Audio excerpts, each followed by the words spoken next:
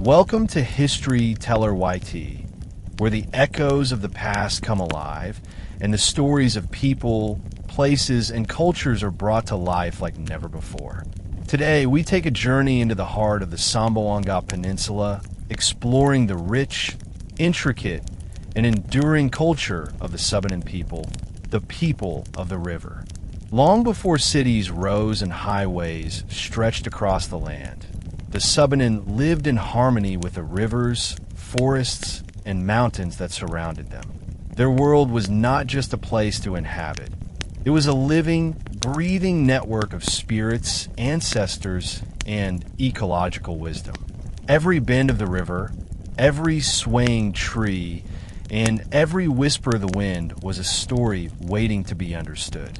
In this series, you will witness how the Subanen structured their lives around nature, spirituality, and community. From their small, tightly knit villages called Bansa, led by wise Timuay, to the intricate rituals performed by the Balian, every aspect of their culture carried layers of meaning. You'll learn about their festivals, songs, dances, and oral epics that not only entertained, but also preserved centuries of knowledge, morality, and environmental awareness. We will explore how marriages were more than unions of two hearts.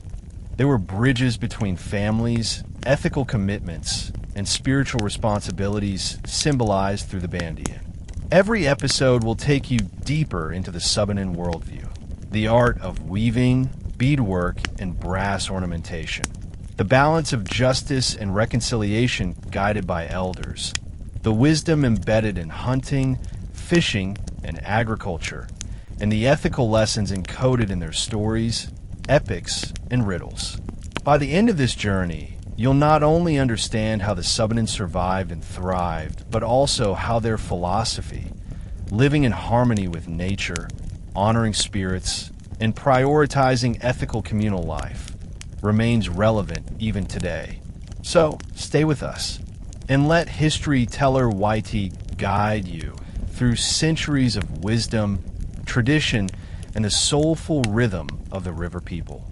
Long before cities emerged in the Samboanga Peninsula, before roads and markets and government offices, the land was cradled by rivers. These rivers were not merely waterways. They were lifelines, guiding the movements and the rhythm of life for the Subanen. To the Subanen, the river was a teacher and a provider, a source of stories and sustenance. Children grew up hearing tales of spirits inhabiting the water's depths, while elders told of ancestors who first settled along its banks. The Subanen were never just inhabitants of the land. They were children of the river, carrying within themselves the flow of water, the ebb of seasons, and the wisdom of generations. Villages called Bansa appeared like clusters of life along the river. These villages were carefully chosen for proximity to fertile soil and fish-rich waters. Each home, often made of bamboo and nipa, was positioned to honor both practicality and spiritual significance. Living near the river meant that the Subanen learned to read its moods. Floods were feared but respected, while droughts were seen as a sign to adjust crops and conserve resources. Their lives were dictated not by calendars, but by the natural rhythm of the land and waters. Every bend, every shallow, every stone in the river had a story, a spirit, and a lesson embedded within it. The early Subanen were skilled in the arts of survival. Farming was not just work, it was a form of prayer and gratitude. Corn, rice, and root crops were planted according to the patterns of rainfall, soil softness, and moon phases. The forests and mountains provided game and herbal remedies. Fish in the rivers were not merely food. Catching them was a ritual, a dance between humans and the unseen spirits that protected the waters. From the very beginning, the Subanen learned the sacred balance between taking from nature and giving back. At the heart of each Subanen village was the Timuay, the chief who guided his people not with brute force or wealth, but with wisdom, fairness, and the ability to maintain peace.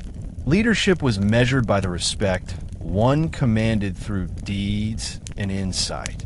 The Timuay's council included elders, each chosen for experience, courage, and knowledge of tradition.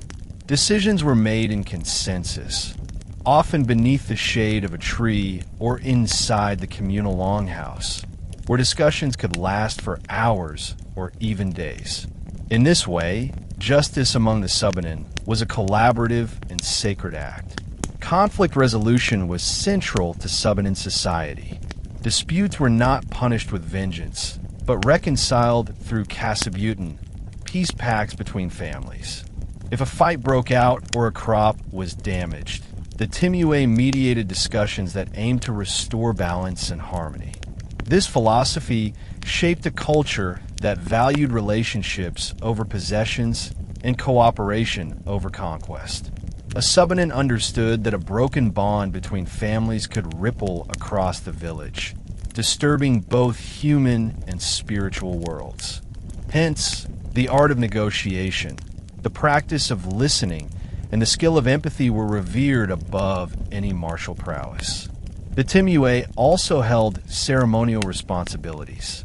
He acted as an intermediary between humans and spirits, ensuring that rituals were performed correctly and respectfully. These duties included overseeing offerings to the Mangapuyan, the guardians of mountains, rivers, trees, and winds. A village that honored its spirits was a village that thrived. A village that neglected them risked sickness, famine, or misfortune. Leadership, therefore, was not simply political. It was spiritual, social, and ecological all at once. The Subanen worldview was alive with spirits. Every tree, river bend, mountain peak, and gust of wind had a guardian spirit, a Mangapuyan, watching over both nature and humans. Life was understood as an interconnected web. Harm to the land could invite illness, while respect and care could bring bounty. To navigate this invisible world, the Subanen relied on the Balian, the village shaman and healer. The Balian was trained in rituals, herbal medicine, and the reading of omens and dreams. He or she could interpret signs from spirits, foresee dangers, and guide the community in making major decisions. One of the most important events in Subanen spiritual life was the Jinam, a Thanksgiving feast. During the Jinam, villagers offered music, dance, and symbolic foods to the spirits in gratitude for blessings received. The Agon, Gong, and Kalintang, a set of small gongs, resonated through the valleys, creating a rhythm that connected humans to the natural and spiritual worlds. Men and women performed the Sotan, a dance that told stories of love, bravery, and ancestral wisdom. Their garments, hand-woven skirts, beaded necklaces, and brass ornaments, were not merely decorative but sacred, often passed down through generations. Through these rituals, the Subanen maintained harmony with the world around them. Respecting the spirits was inseparable from daily life. It guided hunting, farming, marriage, and even conflict resolution. Every choice was made with the understanding that humans were not separate from nature. They were part of it. In this way, the Subanen of the river were not just survivors, but stewards, their culture flowing as fluidly as the waters that shaped it. For the Subanen, the rhythm of life followed the land and the rivers rather than the clock. Farming was central to survival and culture, a labor intertwined with respect for nature. Corn, rice, and root crops formed the backbone of their diet. Planting was done with careful attention to the rains, soil, and lunar cycles, for each influenced the success of the harvest. Villagers would till the soil using simple tools made from wood and stone, their hands and feet in constant contact with the earth. Farming was not only a means of sustenance, but also a form of communion with the land. The Subanen knew the importance of timing. Planting too early could lead to rotting seeds, while planting too late could mean famine. Their knowledge was passed orally from generation to generation, through songs, chants, and storytelling, ensuring that every family understood the patterns of growth and decay. Beyond crops, the forest provided essential supplements, tubers, wild fruits, honey, and medicinal plants. The Subanen walked these forests with care, aware that over-harvesting could anger the spirits and endanger the community. Each day spent in the fields or the forest was a lesson in patience, respect, and interconnectedness. Fishing was equally critical. Rivers were stocked not only with fish, but also with stories of ancestral guidance and supernatural presence. Fishing techniques were carefully observed and passed down. Traps made of bamboo, nets woven from fiber, and careful observation of water currents. Catching fish was a spiritual act as well as a practical one. The Subanen gave thanks to the river spirits for every catch, offering portions back to maintain balance. Through these daily activities, the people of the river learned that survival required harmony with both the seen and unseen worlds. While farming sustained villages, the forests and mountains surrounding the rivers were crucial for supplemental food and resources. Hunting was both practical and ceremonial. Hunters moved silently through the underbrush, carrying spears, bows, and traps. They sought not just meat, but also skins, feathers, and other items for clothing, decoration, and ritual purposes. The Subanen believed that animals, too, were protected by spirits, and hunters had to show respect through chants or offerings before a hunt. Taking only what was needed, they ensured that animal populations remained abundant for future generations. Gathering forest goods went beyond hunting. Leaves, roots, herbs, and resins were collected for medicine, incense, and household use.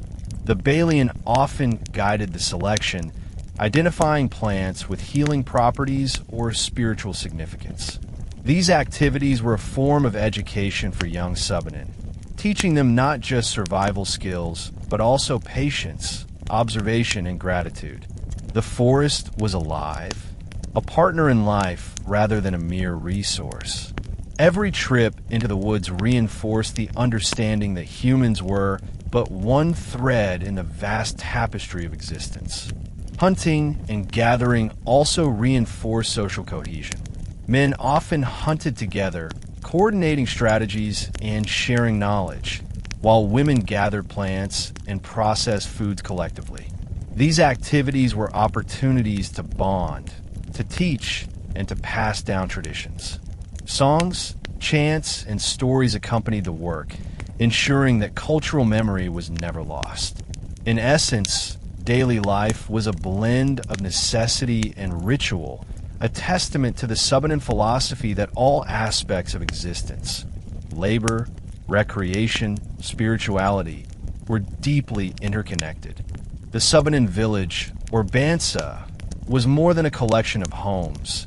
It was a living organism, bound by kinship, shared labor, and respect for the land. Houses were strategically arranged along the riverbank, built on raised stilts to protect against flooding, and oriented to honor spiritual and environmental considerations.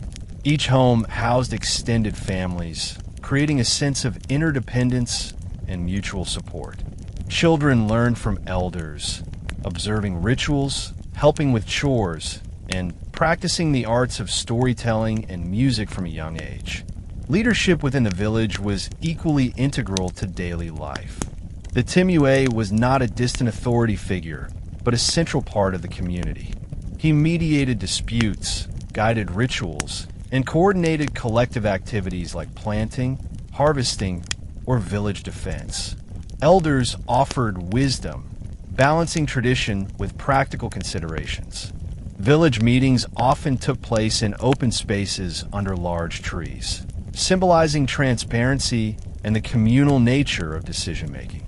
Even play and recreation were steeped in culture. Games and dances carried lessons about cooperation, skill, and respect. Community celebrations punctuated life with color and energy. Festivals marked harvests, weddings, and important rituals, drawing together families and neighbors.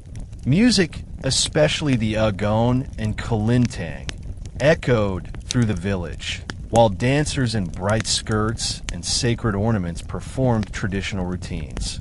These events reinforced cultural memory, teaching younger generations about their heritage and obligations to the land, spirits, and community. In every gesture, song, and interaction, the Subanen demonstrated that community was not just a social unit. It was a sacred, living expression of their values and beliefs. For the Subanen, the world was alive. Every stone, tree, river, and gust of wind carried a spirit, known as a Mangapuyan, guardian of nature and protector of human life. These spirits were not distant or abstract. They were active participants in daily existence, influencing health, harvests, marriages, and the outcomes of conflicts. A storm, a poor crop, or an unexpected illness could all be interpreted as messages from the Mangapuyan. Respect and attentiveness to these spirits were crucial, for to neglect or anger them was to invite misfortune. Children grew up learning the presence of spirits through stories told by elders. These tales taught that mountains were the homes of mighty ancestors, rivers were the veins of life, and forests hid both dangers and blessings. Young Subanen learned the consequences of disrespecting nature and the importance of offerings and prayers. Everyday life was therefore intertwined with spiritual mindfulness. A hunter would whisper thanks before taking an animal. A farmer would leave a portion of his harvest by the riverbank, and a family preparing for a journey would ask for guidance from the local spirits. Life was a constant dialogue with the unseen world. The Subanen also believed that spirits communicated through dreams, omens, and natural signs. A sudden bird call or unusual weather might carry a warning or advice. Elders and the Balian, the village shaman and healer, interpreted these signs. In this way, spirituality was not confined to ritual alone. It was embedded in the flow of daily life. Every choice, every action was guided by awareness of the invisible web that connected humans to nature and the ancestors. This reverence formed the foundation of Subanen identity and ensured a society grounded in respect, balance, and interconnectedness. The Balian occupied a central place in Subanen culture. Part healer, part spiritual guide, part historian, the Balian was entrusted with the health and welfare of the community. They mastered herbs, roots, and natural remedies, knowing which plants could heal wounds, cure fevers, or protect against malevolent forces. Beyond medicine, they performed rituals to communicate with the Mangapuyan and the spirits of ancestors, ensuring that the village remained in harmony with the unseen world. The Balian's training was rigorous, combining observation, apprenticeship, and spiritual instruction. They learned the sacred chants, epics, and rituals that preserved Subanen culture. The Balian guided festivals, mediated disputes that required spiritual insight, and interpreted dreams to advise families on major decisions. Their authority was rooted not in fear, but in respect and trust. When the Balian spoke, the village listened, knowing that wisdom, experience, and divine insight flowed through their words. During major rituals, the Balian orchestrated offerings to the Mangapuyan. They prepared ceremonial foods, guided dances, and ensured that music, chants, and movement followed tradition. One of the most significant events was the Jinam, a Thanksgiving feast held to honor the spirits and express gratitude for harvests, health, and protection. The Balian led the community in offerings and prayers, and through their guidance, each participant became part of the spiritual rhythm of the village. This role, bridging the human and spiritual realms, was essential to maintaining the Subanen way of life. The Jinam was more than a feast. It was a living expression of gratitude, belief, and cultural memory. Held at crucial moments in the agricultural calendar or during festivals, the Jinam combined music, dance, offerings, and communal sharing. The Agon and Kulintang, traditional gongs, resonated through the village and surrounding valleys, their deep tones connecting humans to the unseen world. Every sound carried significance, signaling respect to the spirits and reinforcing communal unity. During these celebrations, men and women performed the Soden, a dance narrating stories of love, bravery, and ancestral wisdom. Movements were deliberate, conveying messages through body language and gesture. Costumes were vivid. Hand-woven skirts, beaded necklaces, brass ornaments, and sacred sashes symbolized not just beauty, but lineage, status, and spiritual protection. Elders watched closely, ensuring that rituals were performed correctly and that cultural knowledge was transmitted to the younger generation. The Jinam also reinforced social bonds. Families came together, sharing food, music, and stories. The exchange of gifts, songs, and dances strengthened relationships, encouraged cooperation, and reminded the Subanen that community life was inseparable from spiritual observance. Beyond celebration, the Jinam was a tangible reminder that life was a dialogue between humans, nature, and the spirits. By participating fully, the Subanen ensured that their world remained in balance, preserving a culture where every action, from planting to celebration, carried sacred significance. Music was the heartbeat of the Subanen. From dawn to dusk, from planting to harvest, from courtship to celebration, melodies intertwined with daily life. The Agon and Kalintang, sets of gongs, were not merely instruments. They were vessels of culture, conveying messages, emotions, and spiritual intentions. The Agon's deep, resonant tones signaled communal gatherings or called attention to significant events. The Kalintang, with its intricate sequences of high and low notes, narrated stories of ancestors, heroic deeds, and cosmological myths. Learning music was both a family and communal endeavor.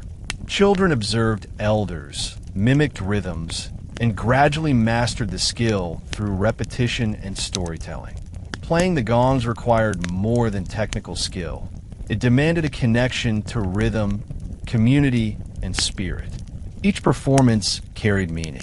A certain sequence of strikes might announce a wedding, another a harvest, or yet another a warning of impending danger. Music was the Subanen's way of communicating beyond words, linking generations and connecting them to the unseen world of spirits.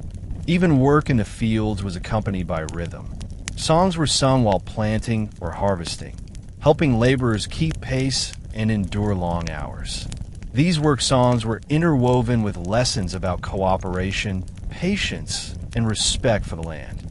Through music, the Subanen encoded knowledge, ethics, and collective memory, ensuring that even the youngest villagers absorbed the wisdom of their elders while participating in the practical rhythms of life. Dance, like music, was a vital form of expression among the Subanen. The most famous was the Soden, performed during rituals, courtship, and celebrations. Every movement in the Soden carried meaning. A step forward could represent courage. A turn might symbolize love or reconciliation, and hand gestures often depicted stories of ancestral deeds. Dance was therefore not merely entertainment. It was a living language that conveyed moral lessons, historical events, and spiritual principles. Women's movements were graceful yet deliberate, their hand gestures weaving narratives that could be understood by all. Men's movements were often bold, representing strength, protection, and courtship, Together, dancers created a dialogue between genders, generations, and the human and spiritual worlds. During weddings or Jinam feasts, dance solidified social bonds, teaching young couples about respect, cooperation, and the continuity of tradition. Observing the elders dance was a form of education in itself, demonstrating how history, belief, and identity could be expressed without words. Ritual dances were performed with sacred ornaments, each bead, brass piece, or woven sash carrying symbolic weight. The costumes were not simply decorative. They connected dancers to ancestors, spirits, and the values of the community. By embodying these stories, dancers became living vessels of culture, ensuring that every movement transmitted knowledge, ethics, and spirituality to the next generation. Storytelling was the lifeblood of the Subanen. Elders passed down epics, gumen, riddles, folktales, and moral parables orally, ensuring that knowledge survived across generations. These stories were not idle tales. They taught values, history, and practical lessons. Children learned about bravery, kindness, the consequences of greed, and the importance of maintaining harmony with nature and community. The epics recounted the exploits of ancestors, gods, and mythical creatures, often woven into the fabric of daily life. A story about a hero navigating the river might teach navigation, fishing techniques, or survival skills. Folktales about mischievous spirits warned of dangers in the forest or river, while riddles sharpened the mind and encouraged creative thinking. These oral traditions were living tools of education, combining morality, practical knowledge, and spiritual awareness. Storytelling often accompanied music and dance, creating immersive experiences that captivated both young and old. Gatherings under the shade of a tree or inside longhouses became classrooms without walls, where children learned ethics, history, and community values through performance. This integration of art, ritual, and oral tradition ensured that the Subanen culture remained dynamic and resilient, carrying forward the wisdom of ancestors while adapting to the changing world around them. Marriage in Subanen society was a profound union, not just between two individuals, but between families and communities. Courtship was a carefully observed process, guided by tradition and respect. A young man seeking a bride would demonstrate his sincerity through songs, labor, and service. He might help with farm work, construct parts of a home, or perform tasks to show his commitment and capability. Courtship was therefore as much about proving character as it was about expressing affection. The exchange of songs was central to courtship. Through melody and lyrics, suitors expressed feelings, praised the virtues of their intended, and communicated intentions to families. This musical dialogue allowed the community to observe and bless the budding relationship. Young women, too, participated by responding with song, dance, and symbolic gestures, signaling their interest and consent. Every step of courtship emphasized mutual respect, patience, and the careful weaving of relationships between families, rather than mere romantic attraction. Beyond personal effort, families played active roles in the courtship process. Elders guided young couples, advising on appropriate behavior and ensuring that traditions were followed. The process also strengthened inter-family bonds, creating alliances and reinforcing social cohesion. Marriage in Subanen culture was thus both a personal and communal event, ensuring that the values of respect, cooperation, and balance were upheld throughout the process. A crucial aspect of Subanen marriage was the Balian, a bride price or gift offered to the bride's family. Unlike modern commercial interpretations, the Balian was never a purchase. It was a sign of respect and recognition of the bride's value and the family's honor. Items for the Balian could include agricultural produce, livestock, woven cloth, and other symbolic offerings. The presentation of the Balian was a communal event demonstrating the groom's dedication and the joining of families. The wedding ceremony itself was deeply symbolic and intertwined with spiritual practices. The Balian or village elders often blessed the union, invoking ancestral spirits and Mangapuyan for guidance and protection. Music, dance, and chants accompanied the proceedings, linking the couple to their heritage and to the river that had always sustained their people. Families and villagers participated fully, ensuring that the event was not only a personal milestone, but a communal celebration of unity and harmony. Marriage also symbolized continuity and responsibility.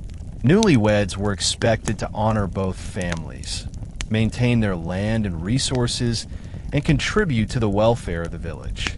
Children were not simply descendants, but carriers of cultural knowledge, trained from a young age to uphold the traditions, ethics, and spirituality of the Subanen. In this way, marriage was a bridge between past, present, and future, ensuring that values and culture flowed as surely as the rivers that define Subanen life. Family in Subanen culture extended beyond the nuclear unit. Households were often multi-generational, with grandparents, parents, children, and extended relatives living together or nearby. This arrangement created strong bonds of cooperation, mutual support, and education. Daily life was a shared responsibility. Farming, fishing, hunting, and crafting were collective efforts, and children learned skills by participating actively alongside elders. The extended family structure reinforced values of respect, loyalty, and collaboration. Elders guided the young in moral and practical matters, teaching them how to navigate both the human and spiritual worlds. Discipline was less about punishment and more about understanding consequences, restoring harmony, and ensuring the well-being of the community. Celebrations, rituals, and daily chores were all opportunities for teaching and reinforcing cultural values. Children were also immersed in Subanen art, music, and storytelling from an early age. They learned songs and dances, participated in rituals, and absorbed lessons about nature, spirits, and social obligations. In essence, family life was both practical and sacred, blending survival, education, and spirituality. Through these intertwined relationships, the Subanen ensured that each generation was prepared to honor tradition, maintain harmony with nature, and contribute meaningfully to the continuity of their community. Clothing among the Subanen was never merely functional.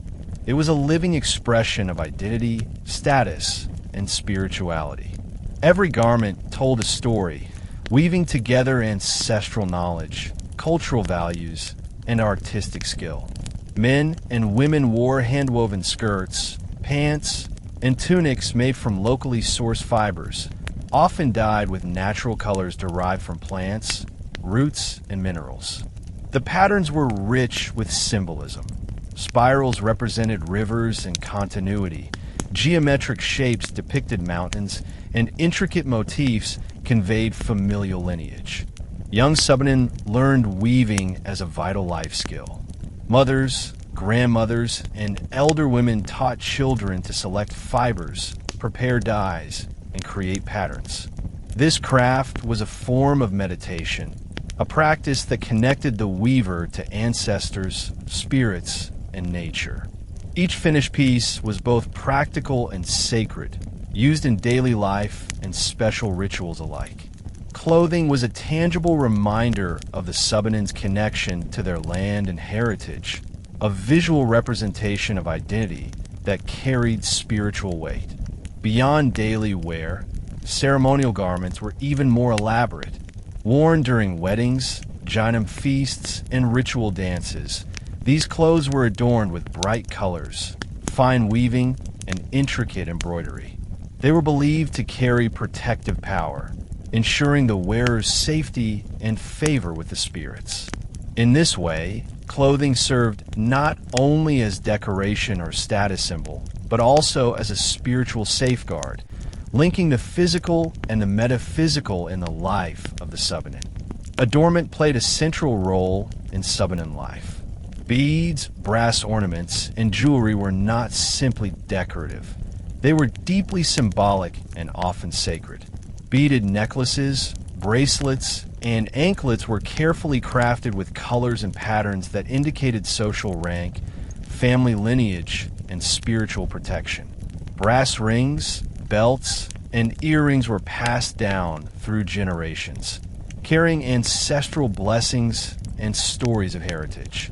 Every ornament had meaning. Certain colors and shapes were worn to attract favor from the Mangapuyan, while others represented courage, fertility, or wisdom. Some pieces were reserved for ritual use, worn only during weddings, jinam, or dances, emphasizing the sacred connection between humans and spirits. Young Subanen were taught not only how to wear these items, but also how to respect and care for them, understanding that each piece held power beyond mere aesthetics. Crafting these ornaments was an art in itself. Artisans used traditional methods to shape beads, melt brass, and weave intricate patterns, ensuring that every piece reflected cultural values and ancestral knowledge. The act of creating, wearing, and passing on ornaments reinforced identity, social bonds, and spiritual continuity. Through these tangible expressions, the Subanen communicated their worldview, values, and devotion to both family and the natural world. Scarves and sashes were another essential component of Subanen attire, especially in ritual contexts. These long, colorful pieces of cloth were worn across the body or around the waist, serving as both decoration and spiritual protection.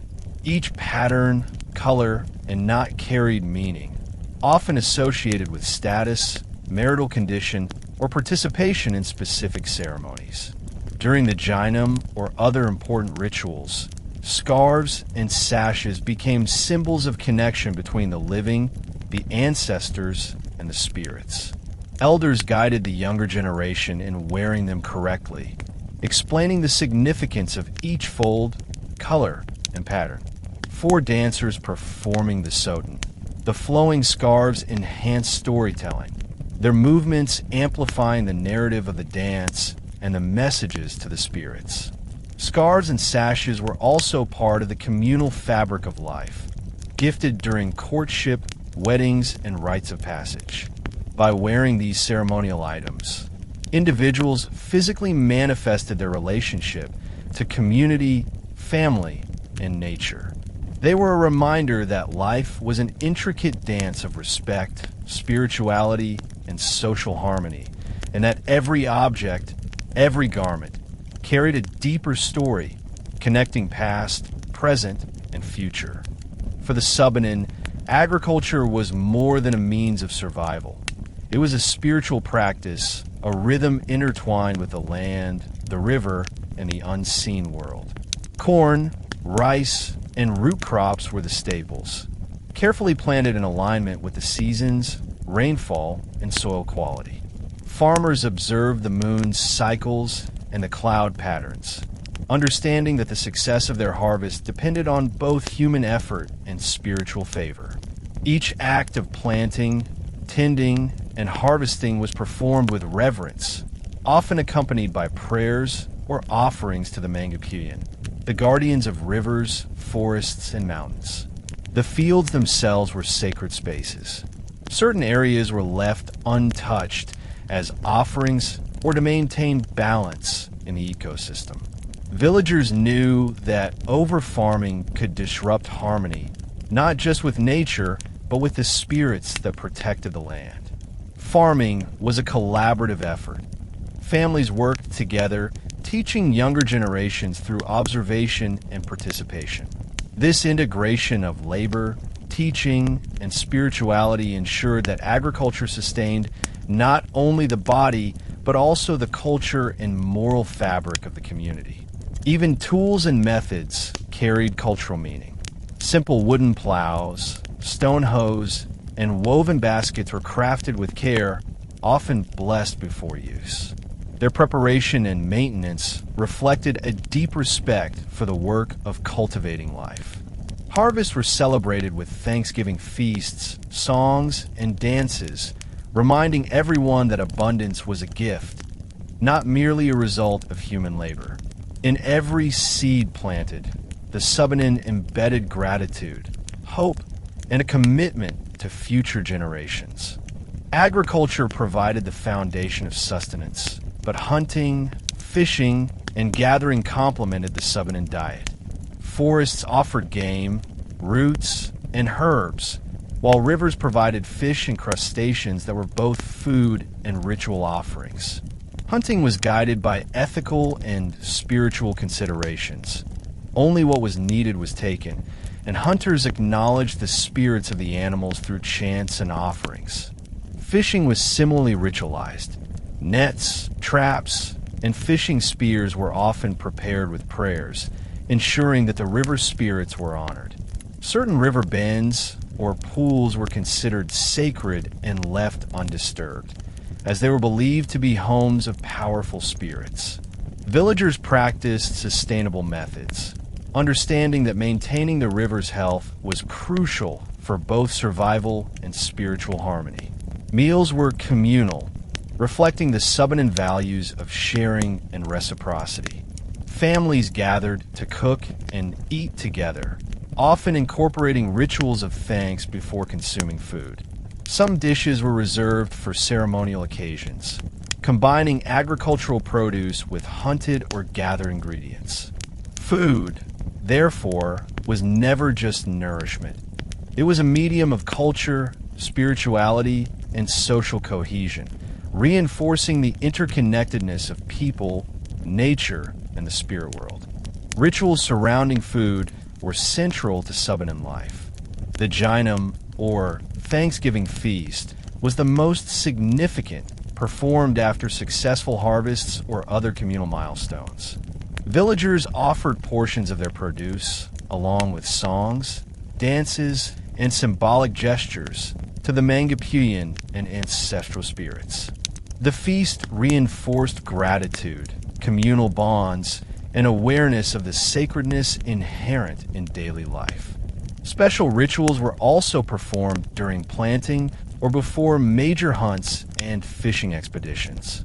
Elders and the Balian guided these practices, invoking blessings, interpreting omens, and ensuring that the community acted in accordance with tradition. These ceremonies emphasized that survival depended not solely on human skill, but on harmony with the natural and spiritual worlds. Disrespect or negligence could invite famine, disease, or misfortune.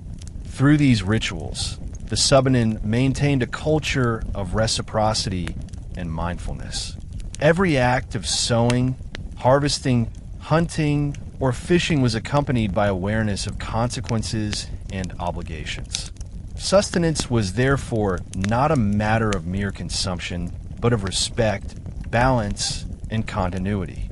By honoring the gifts of nature and the spirits that govern them, the Subanen cultivated both their fields and their cultural identity, ensuring that life, tradition, and spirituality flowed together like the rivers that shaped their existence. Among the Subanen, justice was not punishment, it was reconciliation. Social harmony and balance were paramount, and disputes were addressed in a manner that repaired relationships rather than creating enmity. Every village, or bansa, had a Timuay, a chieftain chosen for wisdom, fairness, and leadership rather than wealth or physical strength. The Timuay guided the community in resolving conflicts, ensuring that both human and spiritual dimensions were considered. Disputes might arise from a wide range of causes: damage to property, accusations of theft, conflicts over hunting or fishing rights, or interpersonal disagreements. The Timuay would summon the parties involved and the elders of the village to discuss the matter in a communal space, often beneath a sacred tree or inside a longhouse. Here, Words carried weight far greater than weapons, and dialogue was the primary tool for resolution. Families were encouraged to listen, compromise, and acknowledge their responsibilities. The goal of justice was to restore harmony and maintain the delicate balance that connected humans, nature, and spirits. When agreements were reached, they were formalized in Kasabutan, peace pacts that publicly reaffirmed mutual respect and commitment to cooperation. These pacts were binding not because of coercion, but because of the communal and spiritual authority that underpinned Subanen law. Justice was therefore a moral and social process, rooted in tradition, empathy, and collective wisdom. The Timuay served as both mediator and spiritual guide. Decisions were rarely made in isolation. Elders, skilled in tradition and experience, provided counsel. Together, they weighed evidence, considered the impact on the community, and interpreted signs from the spirits to ensure that the resolution aligned with both human and supernatural laws. This collaborative approach fostered trust and respect for authority. In serious cases, mediation might involve symbolic gestures, offerings, or ritual acts to appease offended spirits. This process reinforced the idea that wrongdoing had consequences beyond the human realm. Even minor disputes were treated with seriousness, for unresolved tension could disrupt not only family relations, but also village-wide harmony and spiritual favor. By emphasizing reconciliation over retaliation, the Subanen cultivated a society where conflict strengthened communal bonds rather than weakening them. The authority of the Timuay extended to ceremonial duties as well.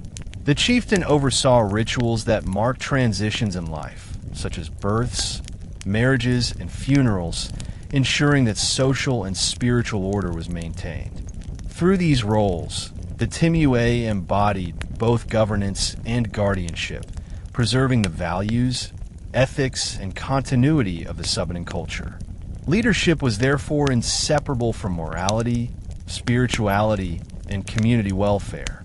Subanen law was intertwined with moral education. Disputes provided opportunities to teach younger generations about fairness, responsibility, and the consequences of actions. Elders used stories, parables, and historical examples to illustrate lessons, ensuring that culture was transmitted orally alongside practical experience. Children learned early that justice was not about domination, but about understanding, empathy, and restoring balance. Community gatherings played a key role in reinforcing these values. During discussions, songs, and ritualized ceremonies, villagers observed the process of reconciliation and absorbed its lessons. Social cohesion was strengthened not through fear of punishment, but through recognition of shared values and obligations. By aligning human behavior with spiritual expectations, the Subanen ensured that their society remained resilient, ethical, and harmonious. Conflict resolution also reinforced connections to nature. Disputes over resources such as rivers, forests, or farmland were handled with consideration for sustainability and spiritual propriety. This integration of morality, ecology, and spirituality was a defining feature of Subanen culture. Through their systems of justice, the Subanen demonstrated that a thriving community depended on respect for others, for nature, and for the unseen forces that governed life. For the Subanen, life was intertwined with ritual. Every major event, birth, marriage, harvest, or journey, was observed with ceremonies that acknowledged the spirits and ancestors. Rituals were not merely formalities. They were essential for maintaining balance between humans, nature, and the supernatural. The Subanen believed that misfortune, illness, or disaster often resulted from neglecting these ceremonies. To ignore them was to risk angering the Mangapuyan, the guardians of rivers, forests, mountains, and winds. Among the most significant rituals was the Jinam, the Thanksgiving feast. Held after harvests or other major milestones, the Jinam celebrated abundance and expressed gratitude. Villagers prepared offerings of rice, corn, root crops, and hunted game, placing them at sacred spots or presenting them during communal celebrations. Music and dance accompanied these offerings. The agon and kulintang, traditional gongs, provided rhythm that connected participants to spiritual energies. The sotan, a dance performed in vibrant, hand-woven garments, illustrated stories of love, heroism, and ancestral wisdom. Through participation, villagers acknowledged their dependence on the river, the land, and the spirits, strengthening communal and spiritual bonds. Rituals also served an educational purpose. Children observed and participated in ceremonies from a young age, learning through immersion about their responsibilities to community, nature, and spiritual guardians.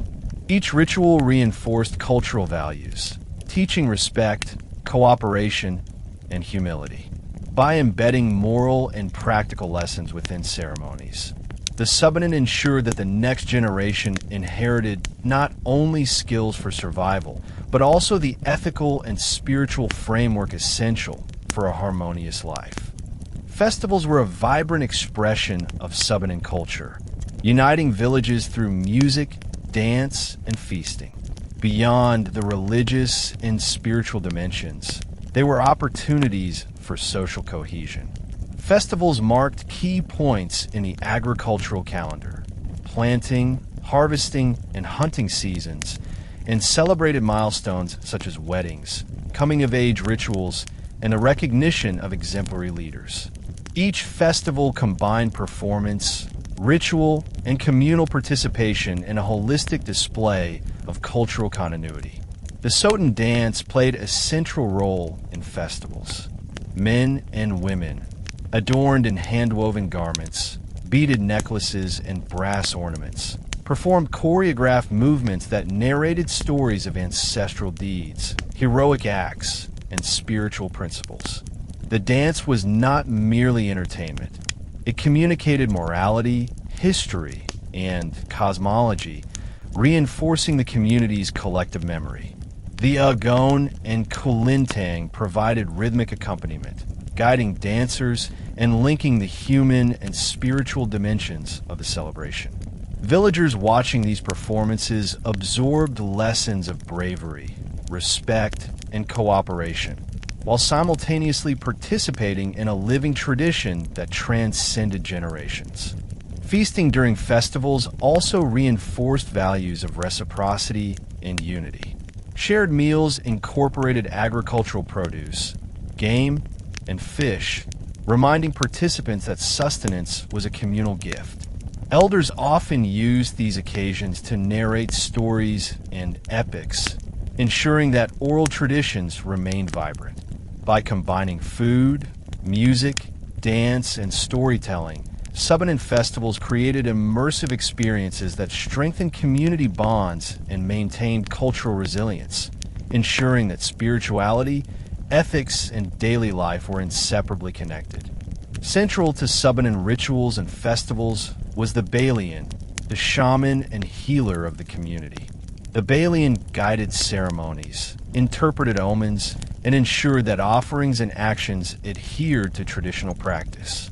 Their role was essential not only for spiritual guidance, but also for preserving cultural knowledge, as they transmitted ritual procedures, chants, and sacred narratives to younger generations.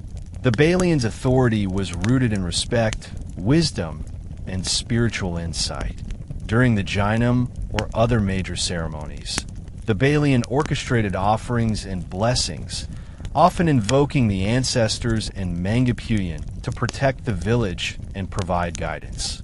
The Balian's presence ensured that rituals maintained both efficacy and respect, keeping participants attuned to the spiritual dimension of their activities. Through chants, prayers, and ritualized gestures, the Balian mediated between humans and spirits, reinforcing the belief that prosperity, health, and safety were contingent on harmony with the unseen world. Ritual leadership extended to daily life as well. The Balian advised on planting, hunting, fishing, and health matters, integrating spiritual awareness into practical activities. In this way, the Subanen maintained a holistic worldview in which spirituality, ethics, and community welfare were inseparable. Festivals, rituals, and ceremonial leadership thus ensured cultural continuity, teaching values, preserving knowledge, and maintaining the sacred bond between people, nature, and the spiritual world. Through these practices, the Subanen demonstrated that life was an ongoing dialogue with the forces that shaped their existence, a balance of reverence, participation, and shared responsibility. The Subanen people viewed the universe as a living, interconnected system where humans, nature, and spirits were inseparable. Their cosmology was rich and intricate, encompassing the rivers, forests, mountains, skies, and the unseen realms inhabited by ancestral and elemental spirits. These beliefs were preserved and transmitted through myths, epics, and oral narratives, forming the backbone of cultural identity and moral guidance. Every natural phenomenon, storms, floods, droughts, or even the gentle flow of a river, was understood to have spiritual significance. Mountains were the abodes of ancestral guardians. Rivers were veins of life, and forests held mysterious entities that could either bless or punish those who entered carelessly. The Subanen believed that the world was a dynamic, living entity constantly shaped by the actions of humans and spirits alike. Harmony between these realms was essential for survival, prosperity, and well-being. The Mangapuyan, or guardian spirits, were invoked in rituals, offering protection and guidance. Ignoring or offending these beings could bring illness, famine, or conflict, while honoring them ensured the community's prosperity and spiritual balance. Cosmology was therefore inseparable from daily life. Farming, hunting, marriage, and conflict resolution all required adherence to spiritual principles and respect for the unseen world. Cosmology was expressed not through written text, but through stories, songs, dances, and epics. These narratives served multiple functions. They explained the origins of the universe, taught moral lessons, preserved historical memory, and guided practical actions. For example, a story about a heroic ancestor navigating dangerous rivers might teach river safety, proper fishing techniques, or the importance of communal cooperation. Through myth and epic, the Subanen embedded practical wisdom, spiritual awareness, and social ethics into the cultural consciousness, ensuring that every generation inherited the values essential to their survival and harmony point. One of the most treasured forms of Subanen oral literature was the Gumen, epic narratives that recounted the deeds of heroes, ancestors, and supernatural beings. These epics were recited by elders during long nights or communal gatherings, often accompanied by music from the Kalintang or the Agon. Each Gumen carried multiple layers of meaning: historical, moral, spiritual, and practical. Heroes embodied virtues such as courage, wisdom, and respect for both humans and spirits, serving as models for young listeners.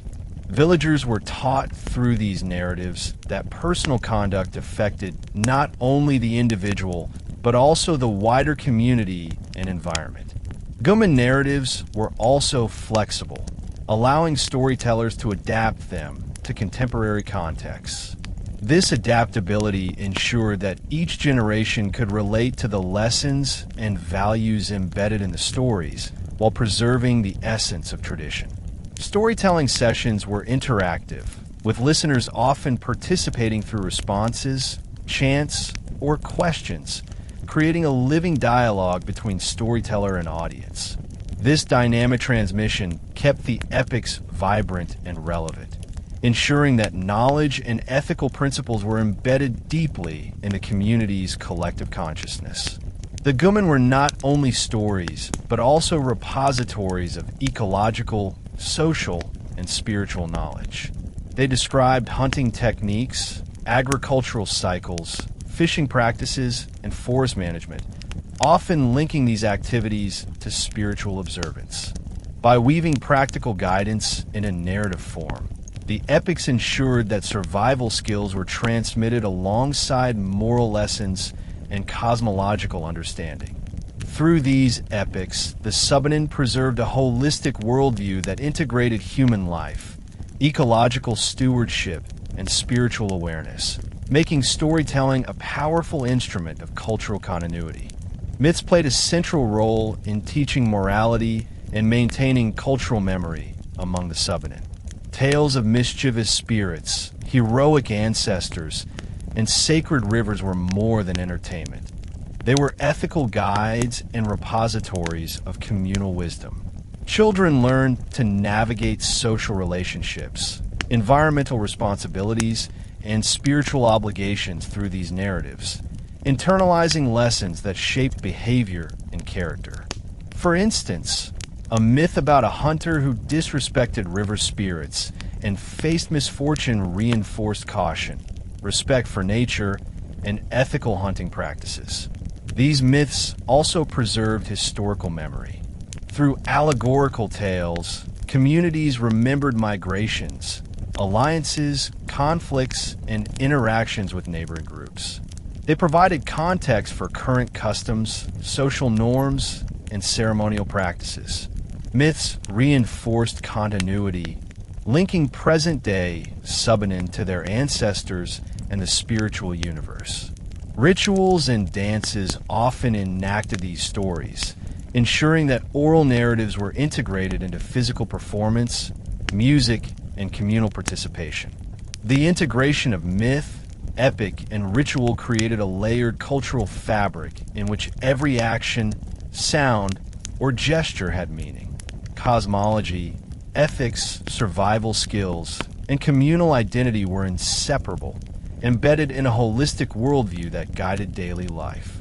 For the Subanen, myths were living entities, tools for education, guides for ethical behavior, and bridges connecting humans to the spiritual, ecological, and ancestral realms. Through their rich mythological tradition, the Subanen ensured that cultural knowledge, morality, and spiritual awareness flowed as continuously as the rivers that defined their homeland. For the Subanen, rivers were the very essence of life. Long before roads and modern infrastructure existed, rivers served as the primary pathways for travel, trade, and communication. Families settled along riverbanks, building homes on stilts to guard against flooding while keeping them close to the waters that provided sustenance. Fishing was not merely a means of survival, but a deeply spiritual practice.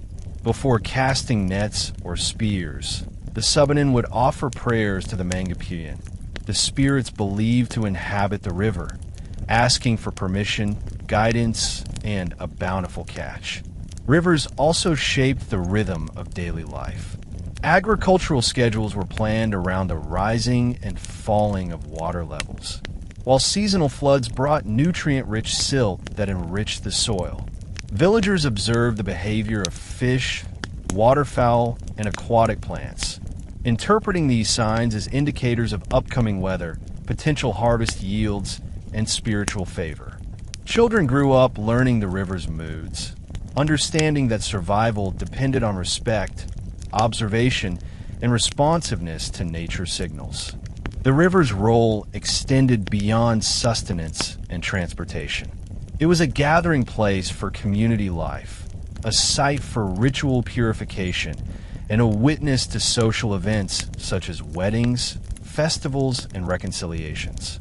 Villagers washed, fished, and performed ceremonies along its banks, maintaining a constant connection to the natural and spiritual worlds. In essence, the river was both provider and teacher, offering lessons in cooperation, patience, and balance, while reinforcing the Subanen philosophy that life flows as fluidly as the waters that shape it. Water in Subanen culture was sacred. Rivers were seen not only as sources of sustenance, but also as portals connecting the human and spiritual realms. Certain bends, pools, or waterfalls were considered particularly powerful, inhabited by protective spirits or ancestral guardians. Villagers performed rituals to honor these sites, offering food, rice wine, or crafted items to express gratitude and seek blessings. Ignoring or disrespecting the river's sacredness was believed to bring illness, misfortune, or conflict within the community. The Balian, or shaman, played a crucial role in mediating the human-spirit relationship regarding water. During major rituals, the Balian would lead offerings at the river, invoking ancestral spirits and ensuring that community practices aligned with spiritual expectations. These ceremonies reinforced communal identity and collective responsibility.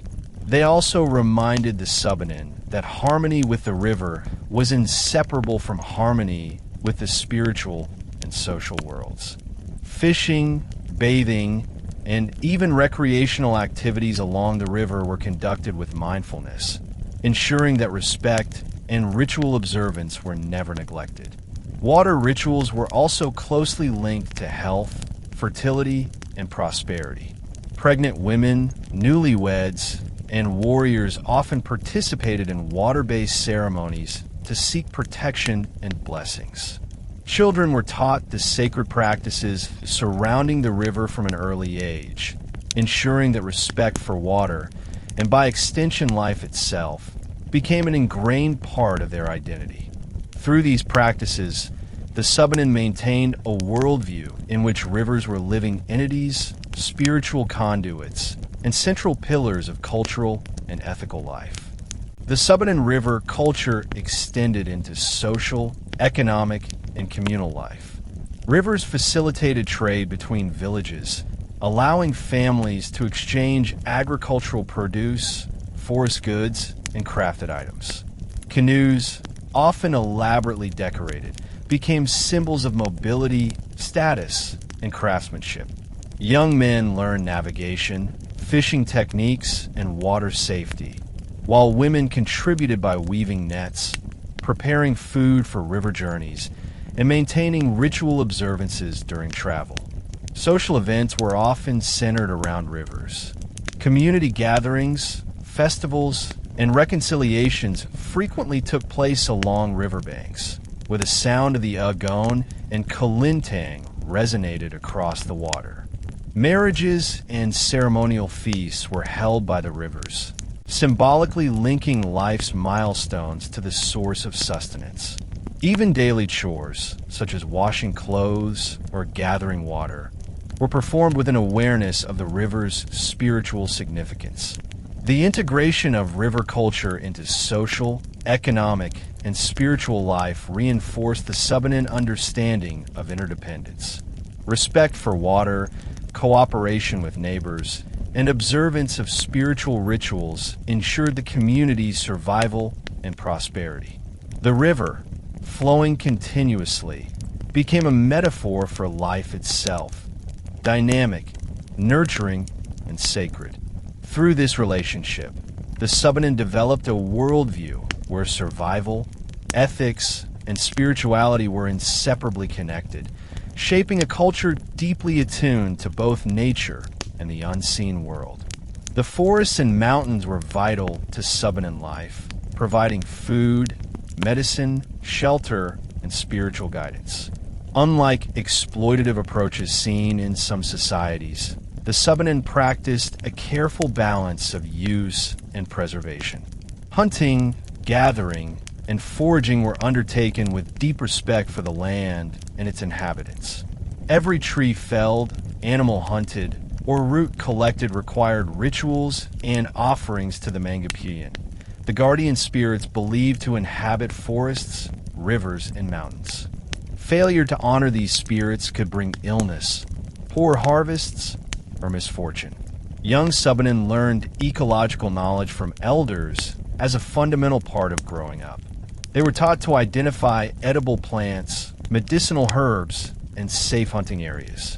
They learned which trees were sacred or useful for constructing homes and tools, and which areas of the forest were off limits due to spiritual significance or ecological fragility. Knowledge of animal behavior, seasonal patterns, and the cycles of rivers and rains was embedded into daily life. This wisdom ensured sustainable use of natural resources, maintaining the delicate balance necessary for survival in a challenging environment. The forest was not merely a resource, it was a classroom. Skills such as tracking animals, distinguishing plants, and predicting weather changes were taught through practice and observation, often accompanied by stories that conveyed moral lessons. An elder might recount how a careless hunter offended a forest spirit, teaching children the importance of respect and caution. In this way, ecological knowledge and spiritual awareness were inseparable, forming a holistic education that prepared young Subanen to live responsibly within their environment. Hunting and fishing were essential for sustenance, but they also carried spiritual significance. Men prepared carefully, ensuring that they followed ritual protocols before entering forests or rivers. Nets, traps, and spears were often blessed, and offerings were made to spirits to secure permission and protection. Overhunting was strictly avoided, as the Subanen understood that exhausting a resource could provoke spiritual disfavor and disrupt communal well-being. The mountains provided game, herbs, and firewood, but were also considered the abodes of powerful spirits. Hunters approached these areas with caution, performing prayers, and sometimes leaving symbolic gifts. Children were taught tracking skills and animal behavior through practical observation and storytelling. Lessons were often encoded in epic narratives, where the hero's success or failure mirrored the ethical and practical principles of hunting. These stories reinforced responsibility, respect, and the interconnectedness of life in the forest and mountains. Fishing in mountain streams and rivers complemented hunting. Subanen fishers used traps, spears, and nets, always mindful of sustainability and ritual propriety. Certain pools or bends were considered sacred, and taking fish from these areas without permission from the spirits was taboo. Communities maintained collective responsibility for preserving river ecosystems, understanding that the health of rivers directly influenced survival, harvests, and spiritual balance. Through hunting, gathering, and fishing, the Subanen developed a profound ecological knowledge that blended practicality, spirituality, and moral instruction. The transmission of ecological knowledge was central to Subanen cultural continuity. Elders, including the Balian, passed down lessons on hunting ethics, medicinal plants, and forest conservation. These teachings were reinforced through daily practice, stories, and ritual activities. Children learned to observe subtle environmental cues, the call of birds signaling rain, the behavior of animals predicting danger, or the growth patterns of plants indicating seasonal changes. Sustainable practices were intertwined with spiritual beliefs. Harvesting or hunting without ritual acknowledgement of the spirits was considered disrespectful and could result in misfortune. Forest conservation was not imposed by law, but by cultural norm and moral obligation. Villagers understood that the well-being of the community depended on ecological balance, and that every action had consequences for humans and the spiritual world. Through this integrated system of observation, ritual, and storytelling, the Subanen developed a sophisticated environmental ethic. They treated forests, mountains, and rivers as living entities, deserving respect and stewardship. This approach ensured survival in challenging landscapes and reinforced a worldview where morality, ecology, and spirituality were inseparable. The forest and mountains were not just resources. They were sacred partners in life, teachers of wisdom, and guardians of cultural continuity. In Subanen society, birth was considered a sacred event, marking the arrival of a new member who carried the hopes, lineage, and spiritual responsibilities of the community. From the moment a pregnancy was known, families prepared rituals to protect both mother and child. The Balian played a central role, advising on diet, rest, and spiritual observances. Offerings to the Mangapian were made to ensure the newborn would be healthy, protected, and spiritually attuned. The birth itself was often attended by elder women who provided guidance, prayers, and practical assistance.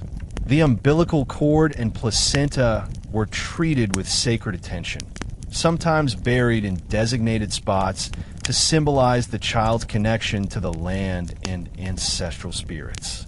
Family members and neighbors brought gifts and blessings, reinforcing communal bonds and reminding the child that they were part of a larger social and spiritual network. Celebrations following birth included songs, chants, and small feasts.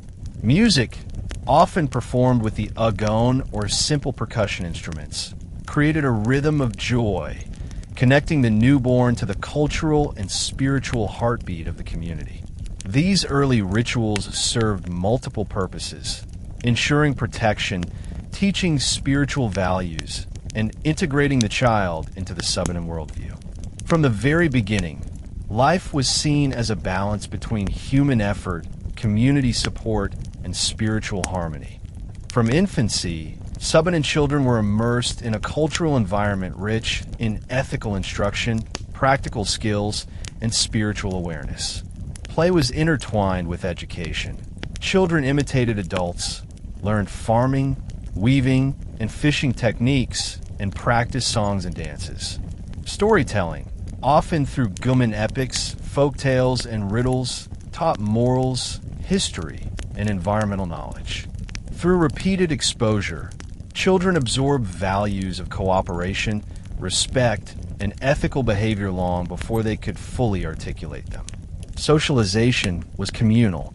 Children were not raised solely by parents, but by extended family and village members, allowing them to learn diverse skills, understand communal responsibilities, and develop empathy.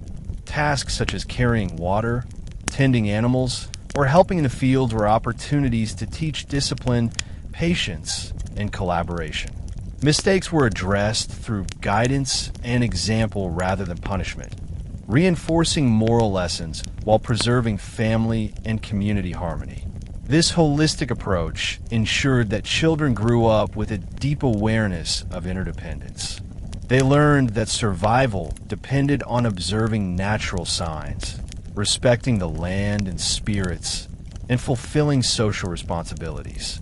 By integrating daily life, play, and ritual observance, the Subanen created a system where knowledge, ethics, and spirituality were seamlessly transmitted across generations, preparing children for the practical and moral demands of adulthood. Coming-of-age ceremonies were pivotal in Subanen culture, marking the transition from childhood to social and spiritual responsibility.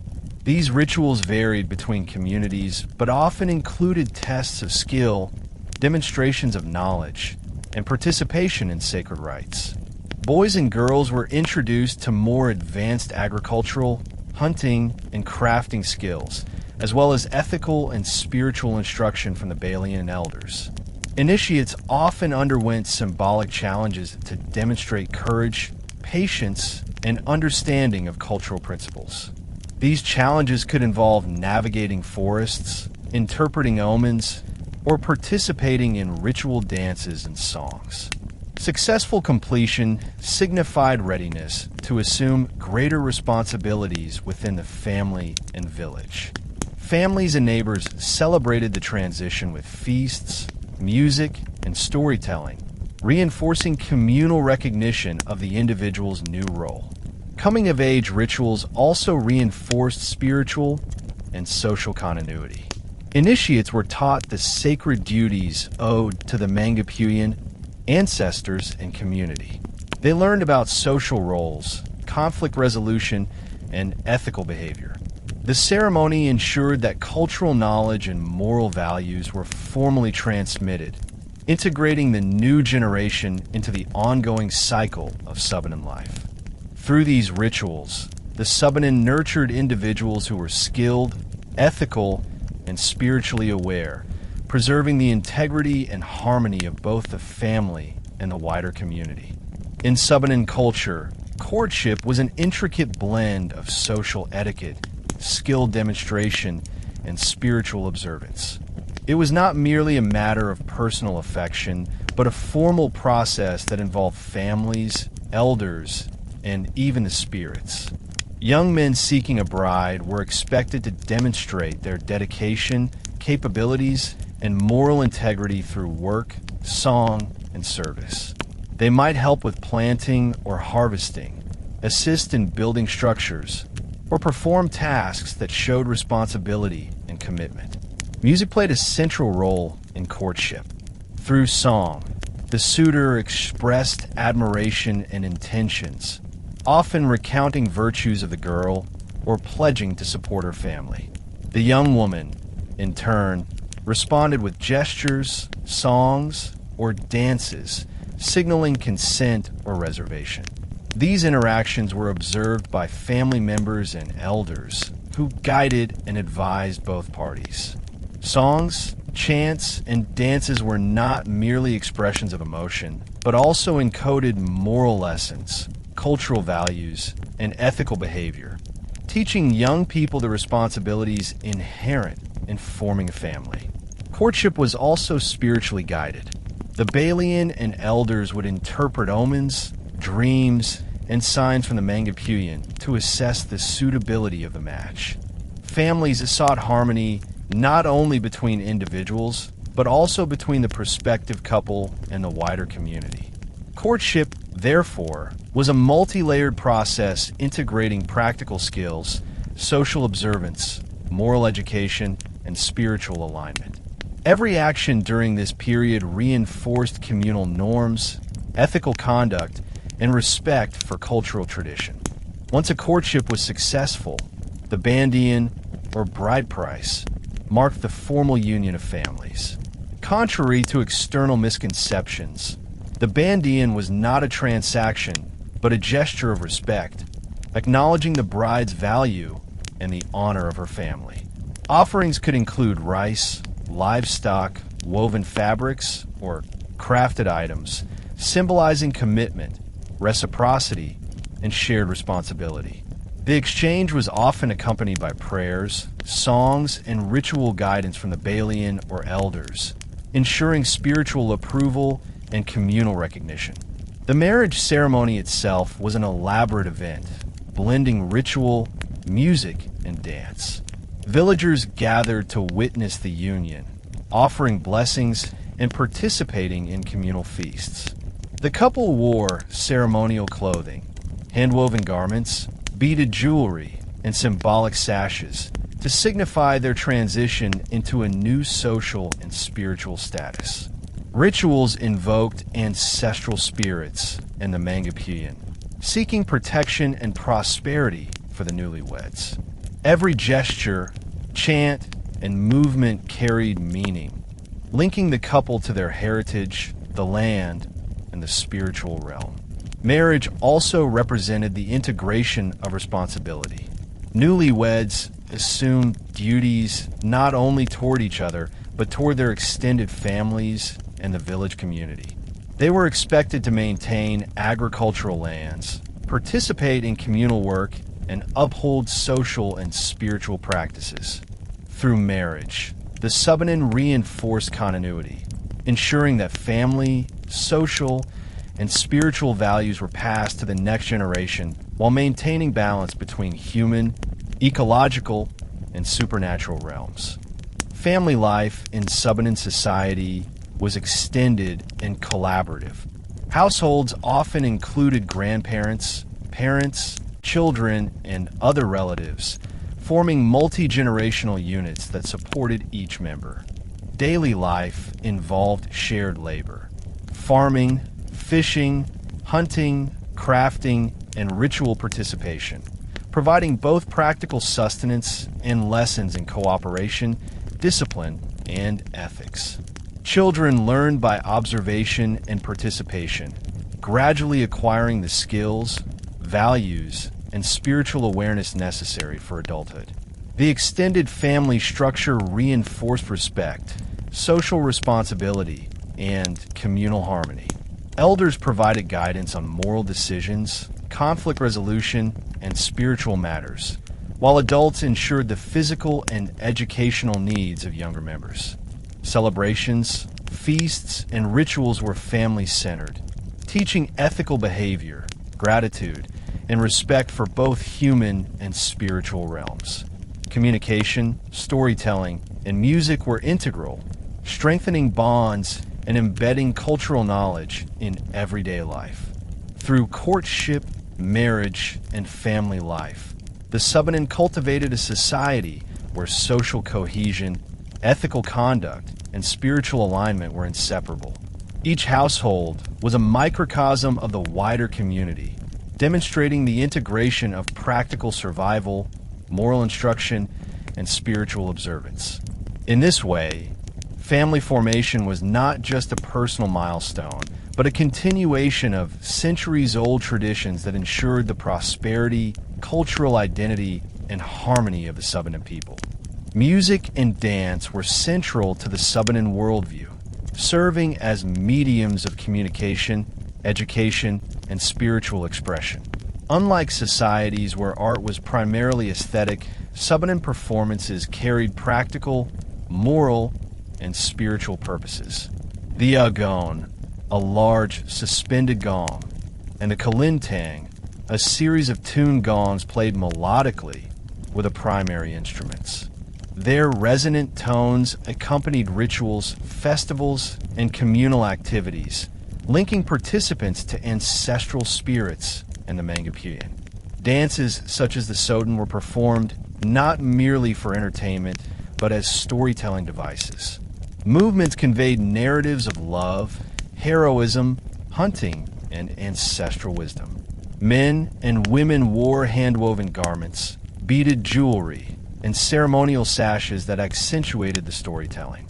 Colors and patterns were symbolic, reflecting social status, spiritual protection, or affiliation with particular clans. Even subtle gestures were imbued with meaning, teaching moral lessons, historical knowledge, and ecological awareness to participants and spectators alike. Learning music and dance was an immersive process. Children observed elders and participated in rituals from an early age. Through repetition, practice, and participation, they acquired skills while internalizing social norms, ethical values, and spiritual awareness.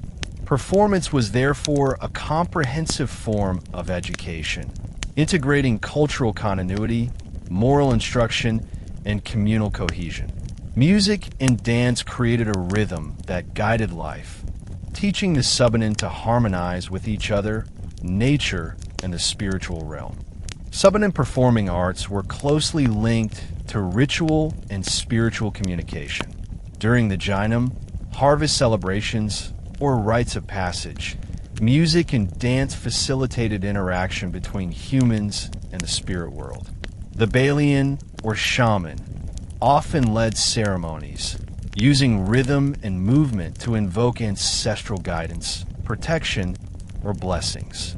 The vibrations of the agon and kalintang were believed to resonate not only with the participants, but with the spirits themselves, creating a shared space of energy and intention. Ritual dances were highly structured. Each movement, timing, and gesture was taught meticulously and passed down orally from generation to generation. Songs and chants told stories of historical events, ethical conduct, and the deeds of legendary heroes. These performances also acted as ethical reinforcements, illustrating the consequences of arrogance, disrespect, or negligence toward nature and spiritual entities. Through these artistic expressions, the Subanen encoded environmental wisdom, communal ethics, and cosmological understanding, ensuring that practical and spiritual knowledge flowed continuously through the community. Participation was communal. All members of the village, regardless of age, had roles: dancers, musicians, singers, or observers. By involving the entire community, performances strengthened social cohesion, taught cooperation, and reaffirmed shared values.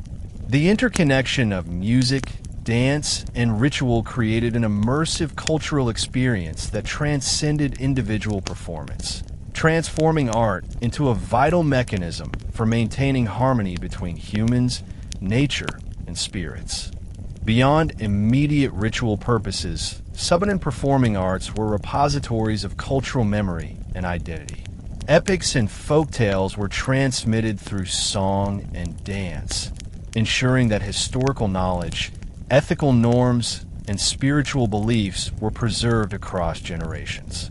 For example, a dance depicting a heroic ancestor navigating dangerous rivers taught survival skills while simultaneously reinforcing courage, respect for spirits, and social responsibility.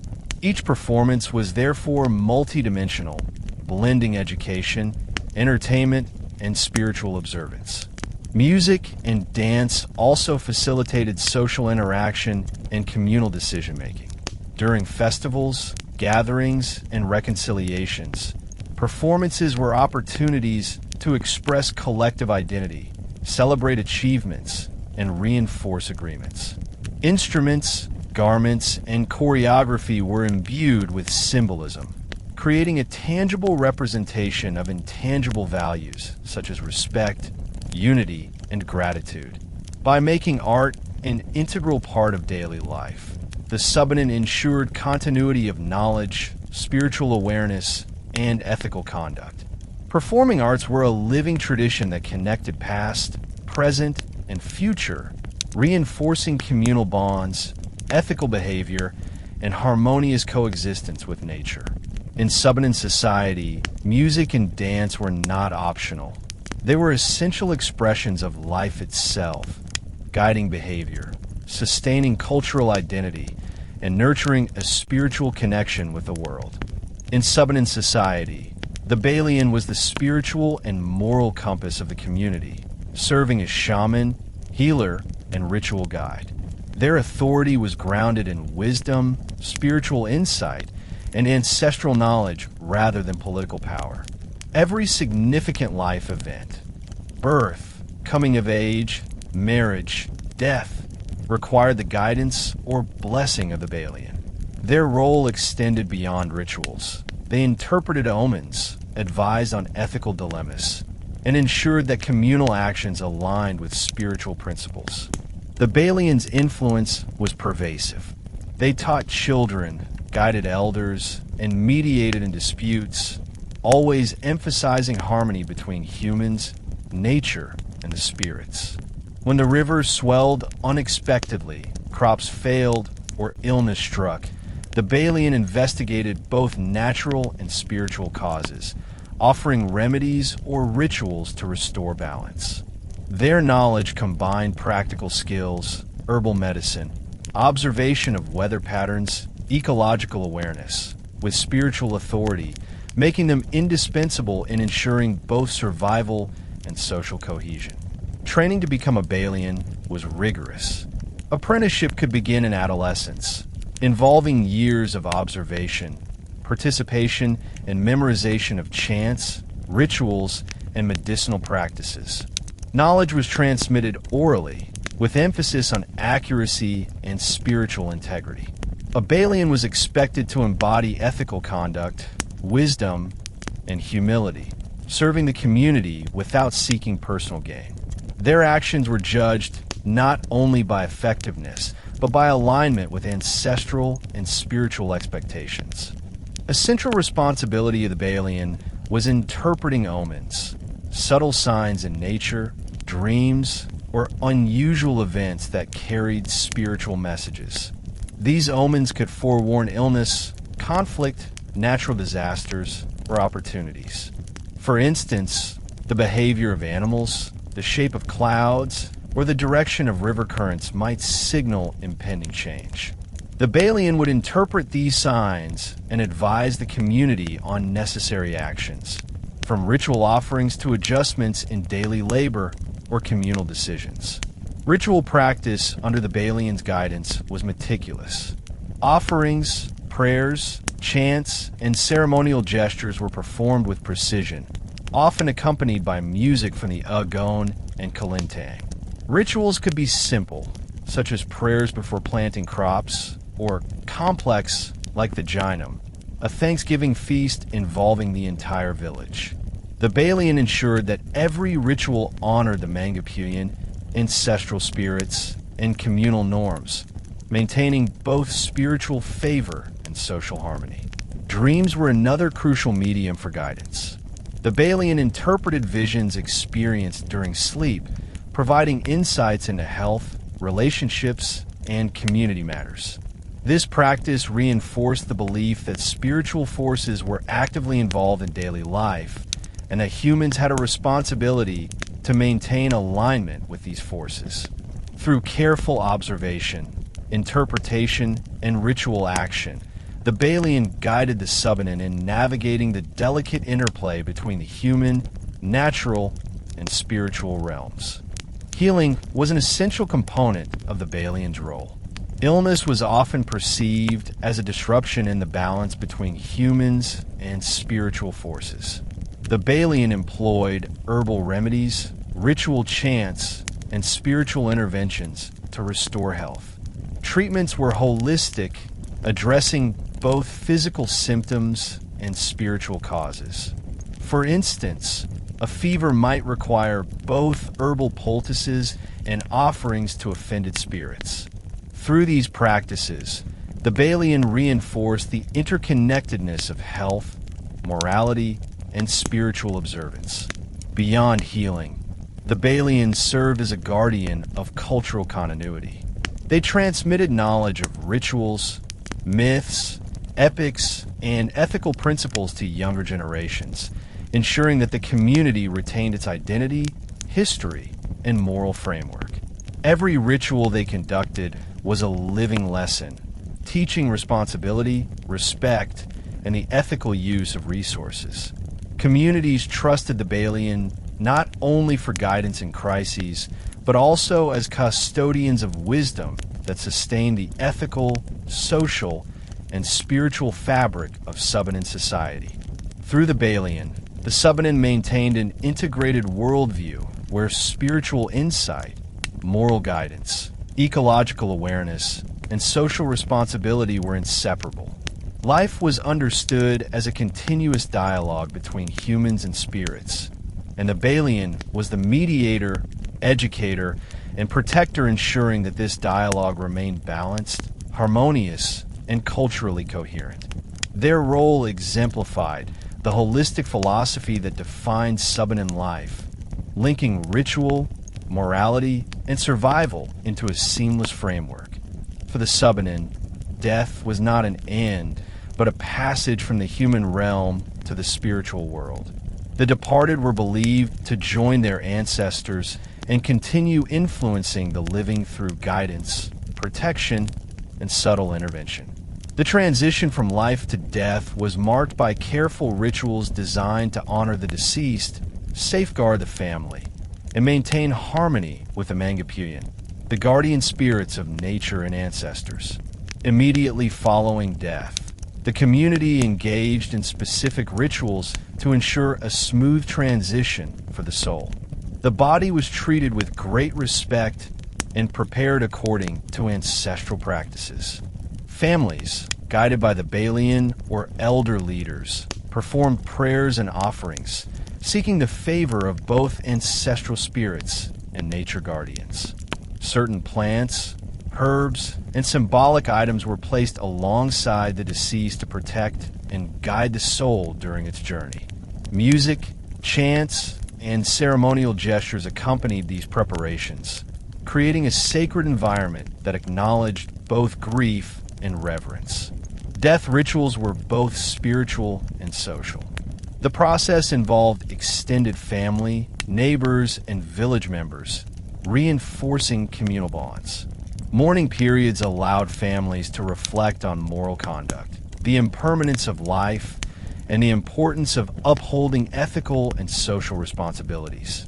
Funerary practices were thus both a farewell and a reaffirmation of cultural continuity, teaching that life and death were part of a sacred cycle interwoven with social, ecological, and spiritual dimensions.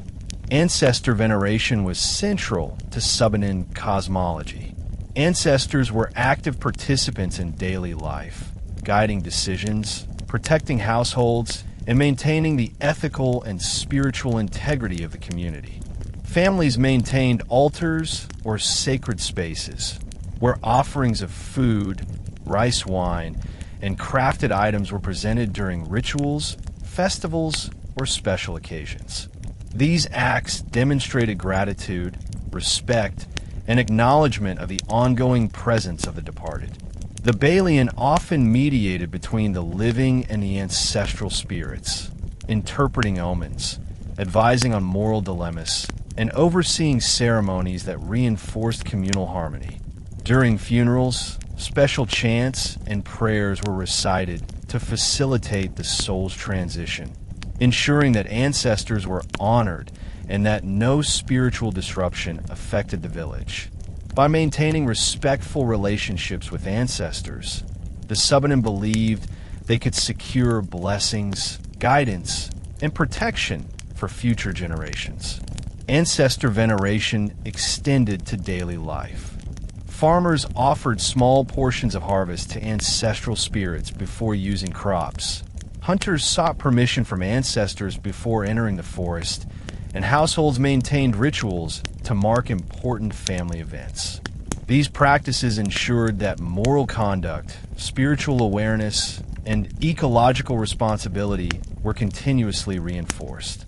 The deceased were remembered not only as individuals, but as integral members of the community whose influence remained vital to societal harmony and survival. Funerary rites among the Subanen involved structured stages of mourning, reflection, and celebration. Immediately following death, families observed a period of solemnity, limiting social activities while focusing on prayer, ritual, and preparation. Food offerings, incense, and music accompanied by the agon or kolintang created an atmosphere of sacred respect. Elders shared stories of the deceased's life, emphasizing moral lessons and communal contributions, turning grief into reflection on ethical conduct and the continuation of social values. Burial sites were chosen with care, often in locations imbued with spiritual significance, such as near rivers, hills, or sacred trees. The placement reflected both ecological understanding and cosmological awareness, ensuring that the deceased remained connected to the natural and spiritual realms. During commemorations, families revisited these sites, performing rituals that reinforced intergenerational memory and maintained harmony between the living and the departed.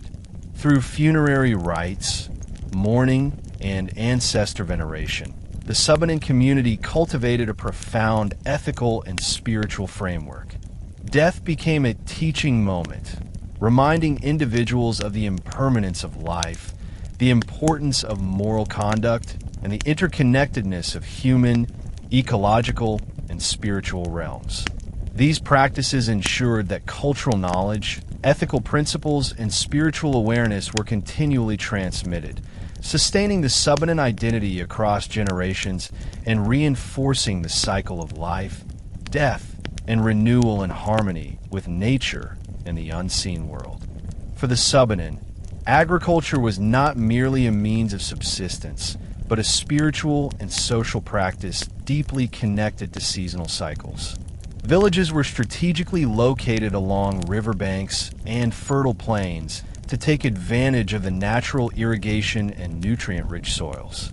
Farming calendars were meticulously aligned with the patterns of rainfall, river flow, and ecological changes. Planting corn, rice, and root crops was dictated not only by environmental cues, but also by spiritual guidance from the Balian, who interpreted omens and ensured harmony with ancestral and natural spirits. Agriculture was a communal activity, with families and neighbors participating in cooperative planting, tending, and harvesting.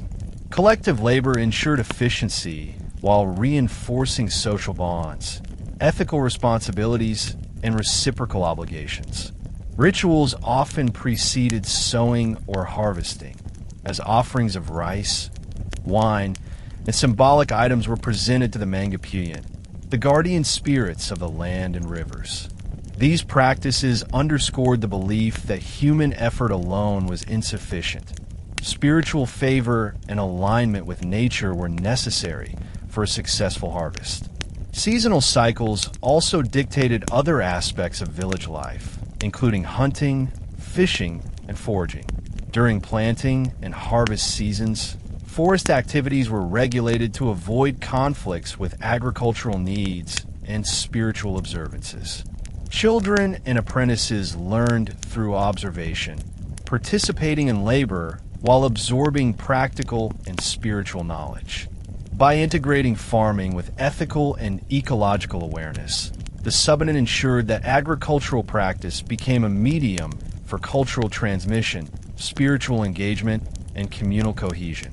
The Subanen developed sophisticated traditional ecological knowledge through generations of observation and interaction with their environment. They understood the behavior of rivers, patterns of rainfall, soil fertility, and forest ecology, applying this knowledge to optimize crop yields and resource management. Interactions with forests and rivers were guided by principles of sustainability. Overharvesting, soil depletion, or disrupting sacred sites was avoided. Crop rotation, intercropping, and mixed planting were employed to maintain soil fertility and reduce vulnerability to pests. Certain plants were left undisturbed for their spiritual significance or ecological function.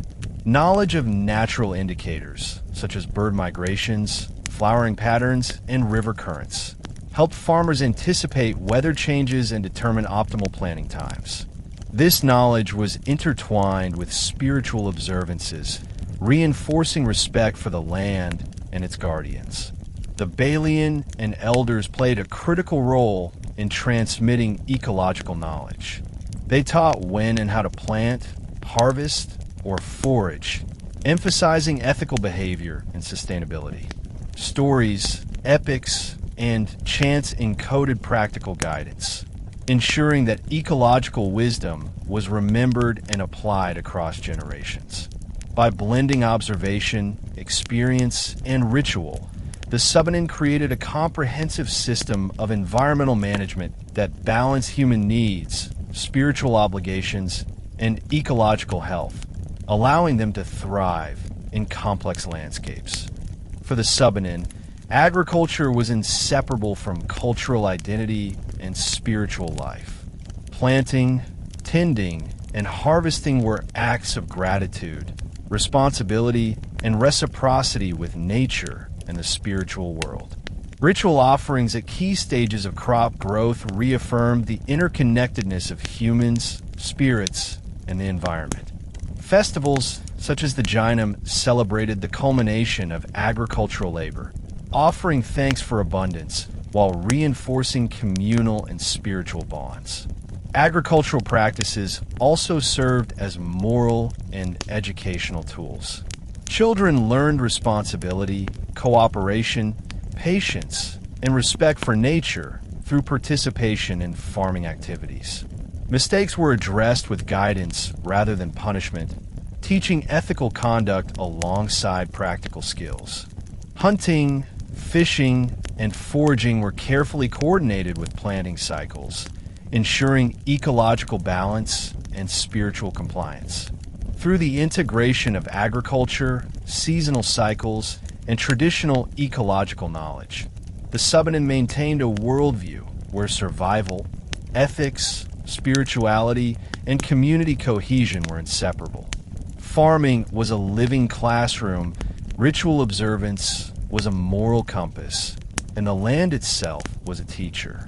By harmonizing human activity with ecological and spiritual cycles, the Subanen developed a sustainable system that preserved culture, ensured food security, and strengthened communal resilience across generations, reflecting the deep wisdom embedded in their way of life. For the Subanen, hunting was both a practical necessity and a spiritual activity. Forests and mountains provided meat, hides, and other essential resources, but taking from the land was never done lightly. Hunters prepared meticulously, not only selecting weapons and traps, but also performing rituals to seek permission and guidance from the Mangapuyan, the guardian spirits believed to dwell in every tree, cave, and riverbank. Neglecting these spiritual protocols was thought to invite misfortune, illness, or failed hunts, reinforcing the belief that survival depended on respect, preparation, and ethical conduct. Hunting methods were diverse and highly specialized. Villagers used traps, spears, bows, and snares, adapting techniques according to the type of game, terrain, and seasonal conditions. Tracking skills were taught from a young age, with elders instructing children in reading footprints, observing animal behavior, and interpreting natural signs. The forest itself was a living classroom, offering lessons in patience, observation, and environmental awareness. Hunters also had a moral responsibility to take only what was needed, preserving animal populations for future generations. Beyond survival, hunting carried social and educational functions. Successful hunts were celebrated through feasts, music, and storytelling, reinforcing communal bonds and transmitting cultural values.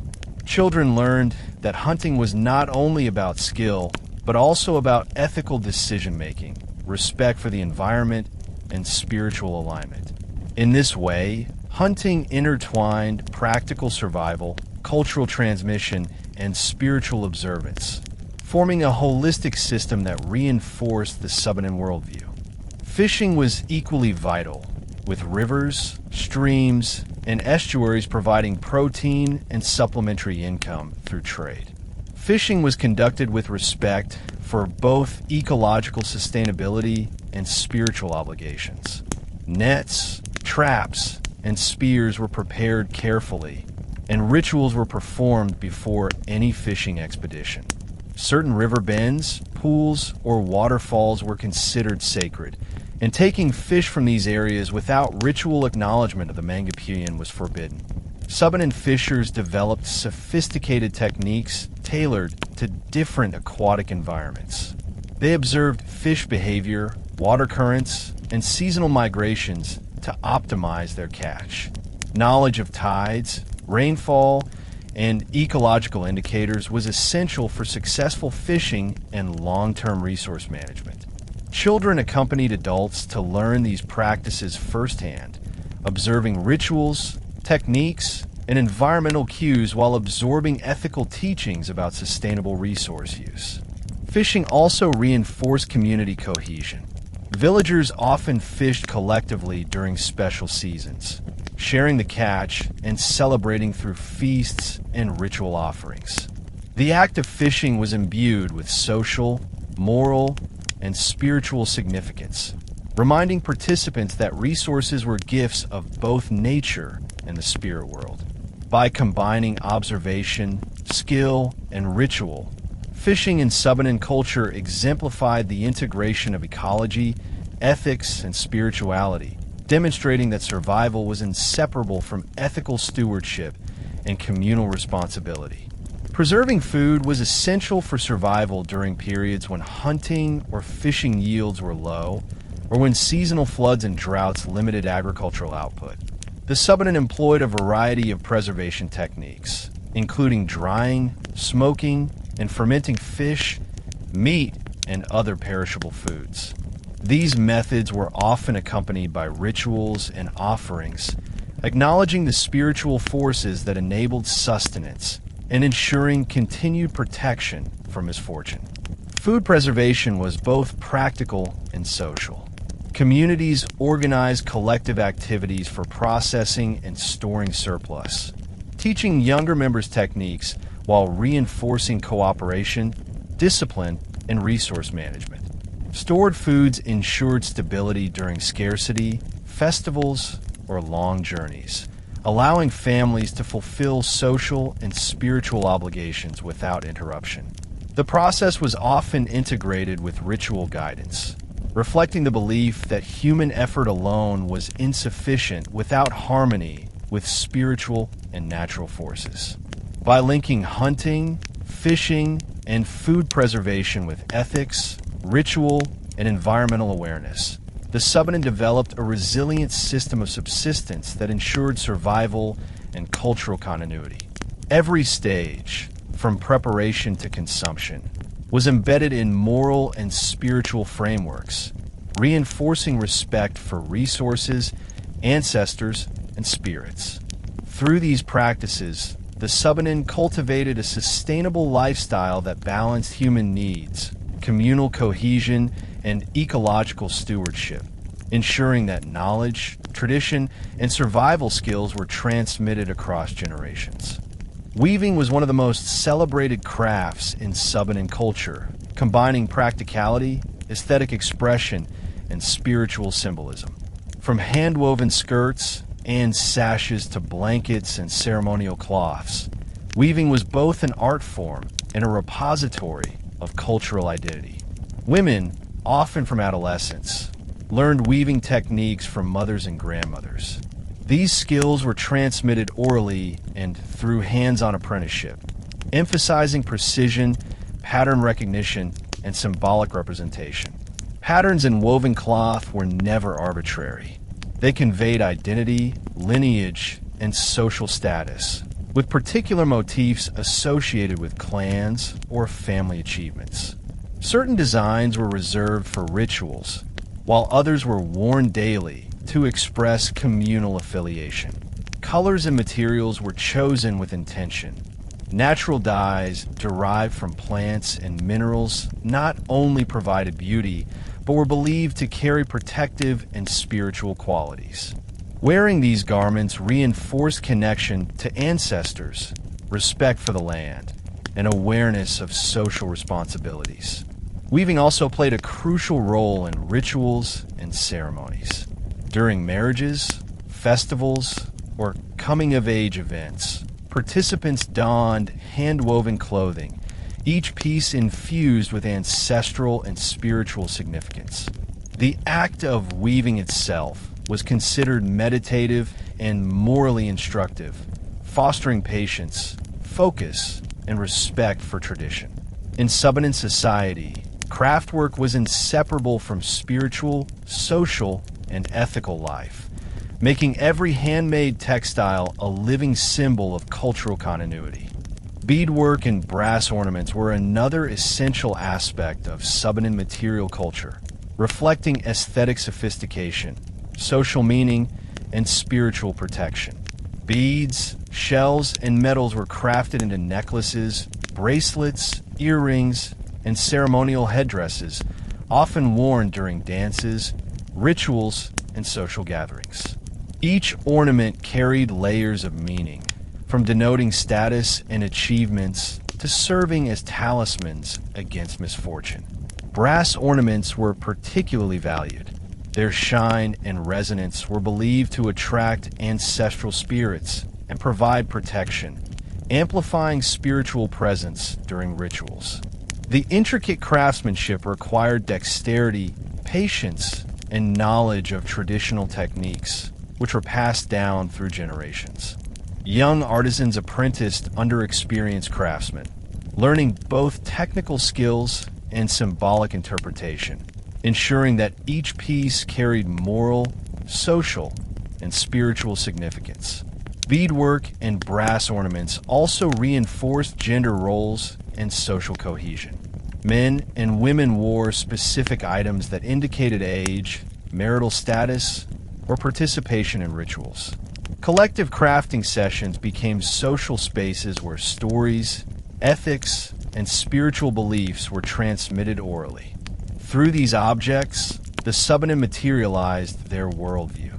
The physical creation reflected spiritual awareness, ethical responsibility, and communal identity, blending artistry with moral and cultural continuity. The symbolic significance of Subanen crafts extended beyond individual expression to communal identity. Clothing, ornaments, and ceremonial artifacts encoded historical memory, ecological awareness, and spiritual beliefs. Each pattern, color, and material carried meanings understood collectively, ensuring that cultural knowledge was preserved across generations. Wearing or displaying these items during festivals, rituals, or daily life communicated respect for ancestors, ethical behavior, and environmental stewardship. Crafts also played a critical role in education. Children learned to interpret patterns, understand materials, and engage in ritual use of ornaments, gaining insights into history, morality, and spirituality. Storytelling often accompanied crafting, embedding practical and ethical lessons within artistic practice. These activities reinforced social cohesion, intergenerational teaching, and ethical development, illustrating the holistic nature of Subanen culture, where every object, action, and ritual served multiple layers of purpose. Through weaving, beadwork, and ornamentation, the Subanen transformed everyday life into a continuous reflection of spiritual, social, and ethical values. Craftsmanship was not merely functional or decorative. It was an active expression of identity, reverence, and continuity. Every thread, bead, and metal piece carried meaning, ensuring that the community remained connected to ancestors, the natural world, and each other, sustaining the intricate fabric of Subanen culture across generations. Festivals were among the most vibrant expressions of Subanen culture, serving as occasions for communal celebration, spiritual observance, and cultural continuity. Unlike ordinary daily activities, festivals brought together all members of the village, children, adults, and elders, to participate in music, dance, feasting, and ritual. The most prominent festival, the Jinam, was held to give thanks for bountiful harvests, protection from spirits, and communal harmony. It was both a celebration of material abundance and a reaffirmation of spiritual and social values. Preparations for festivals were extensive. Villagers collaborated in gathering food, crafting garments, making musical instruments, and constructing ceremonial spaces. Hand-woven cloths, beaded ornaments, and brass accessories were worn to signal participation and respect. Music played a central role. The agon and kulintang created rhythms that guided dances, synchronized communal movements, and invoked ancestral and nature spirits. Every action, from preparation to performance, was infused with moral, spiritual, and social significance. Children and apprentices learned through immersion. They observed and participated in dance, song, and ritual, internalizing cultural values and spiritual awareness.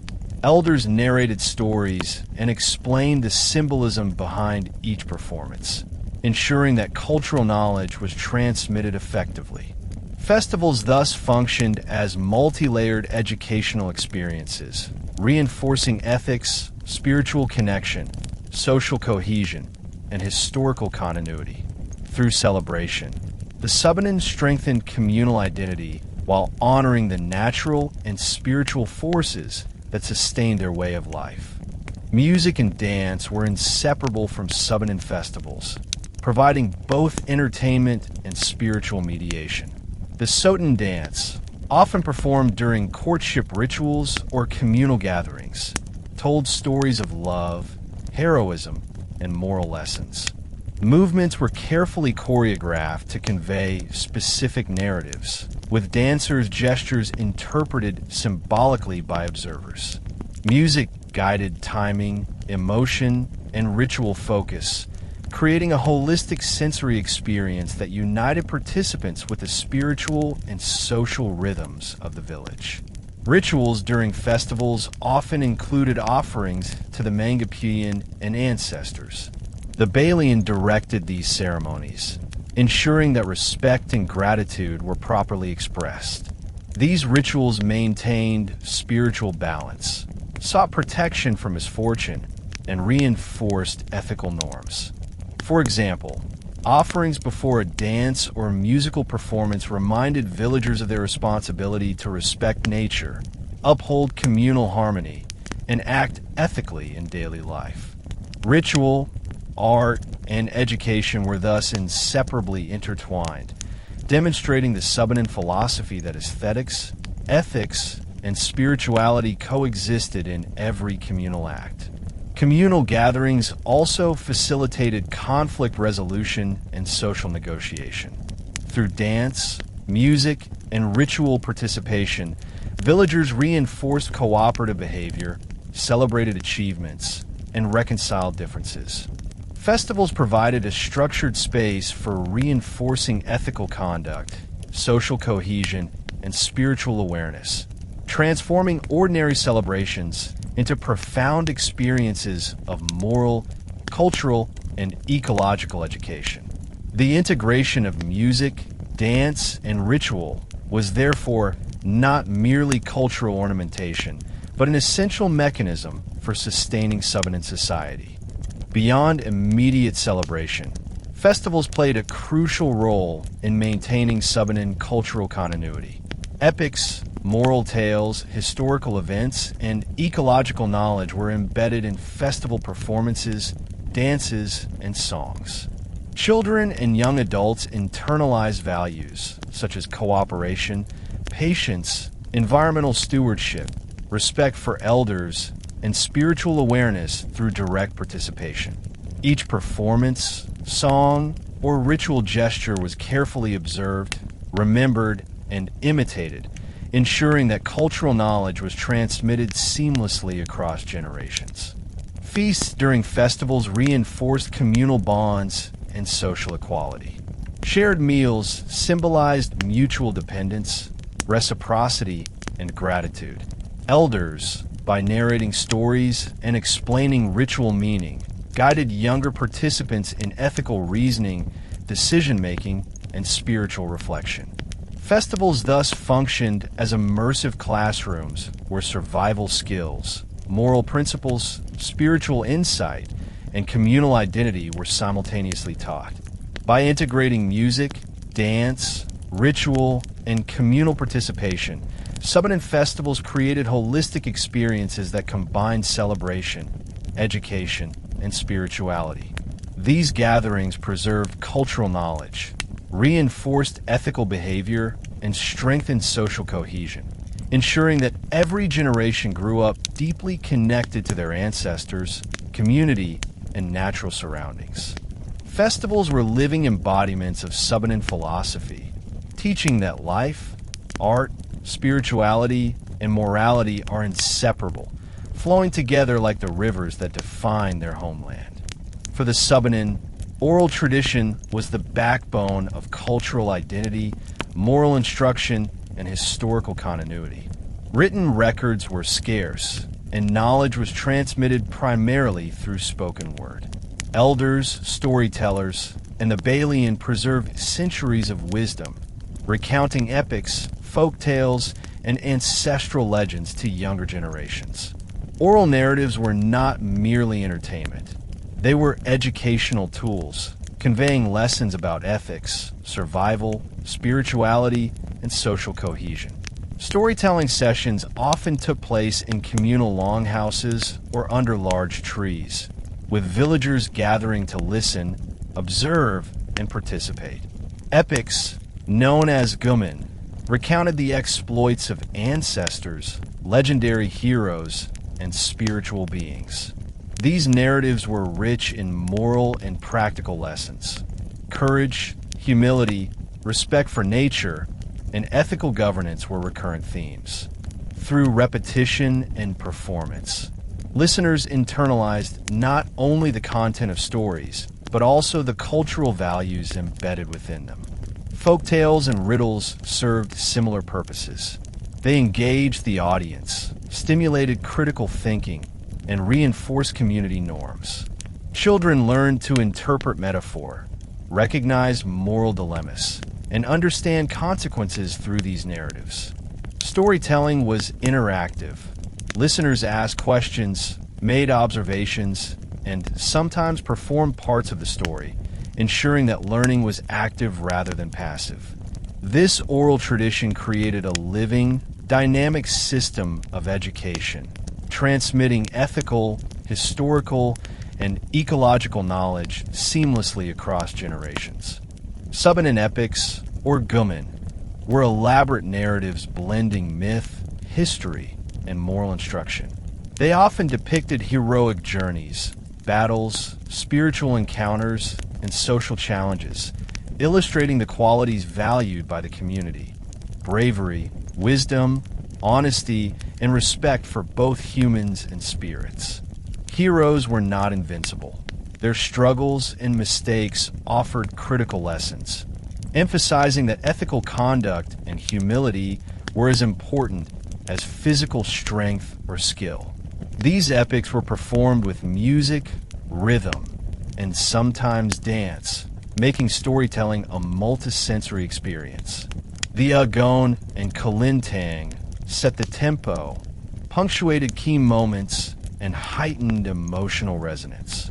Storytelling became an immersive ritual, binding listeners to ancestral wisdom, communal identity, and spiritual awareness. Elders and skilled narrators carefully modulated voice, gesture, and expression to emphasize key lessons, ensuring that listeners absorbed both content and ethical meaning.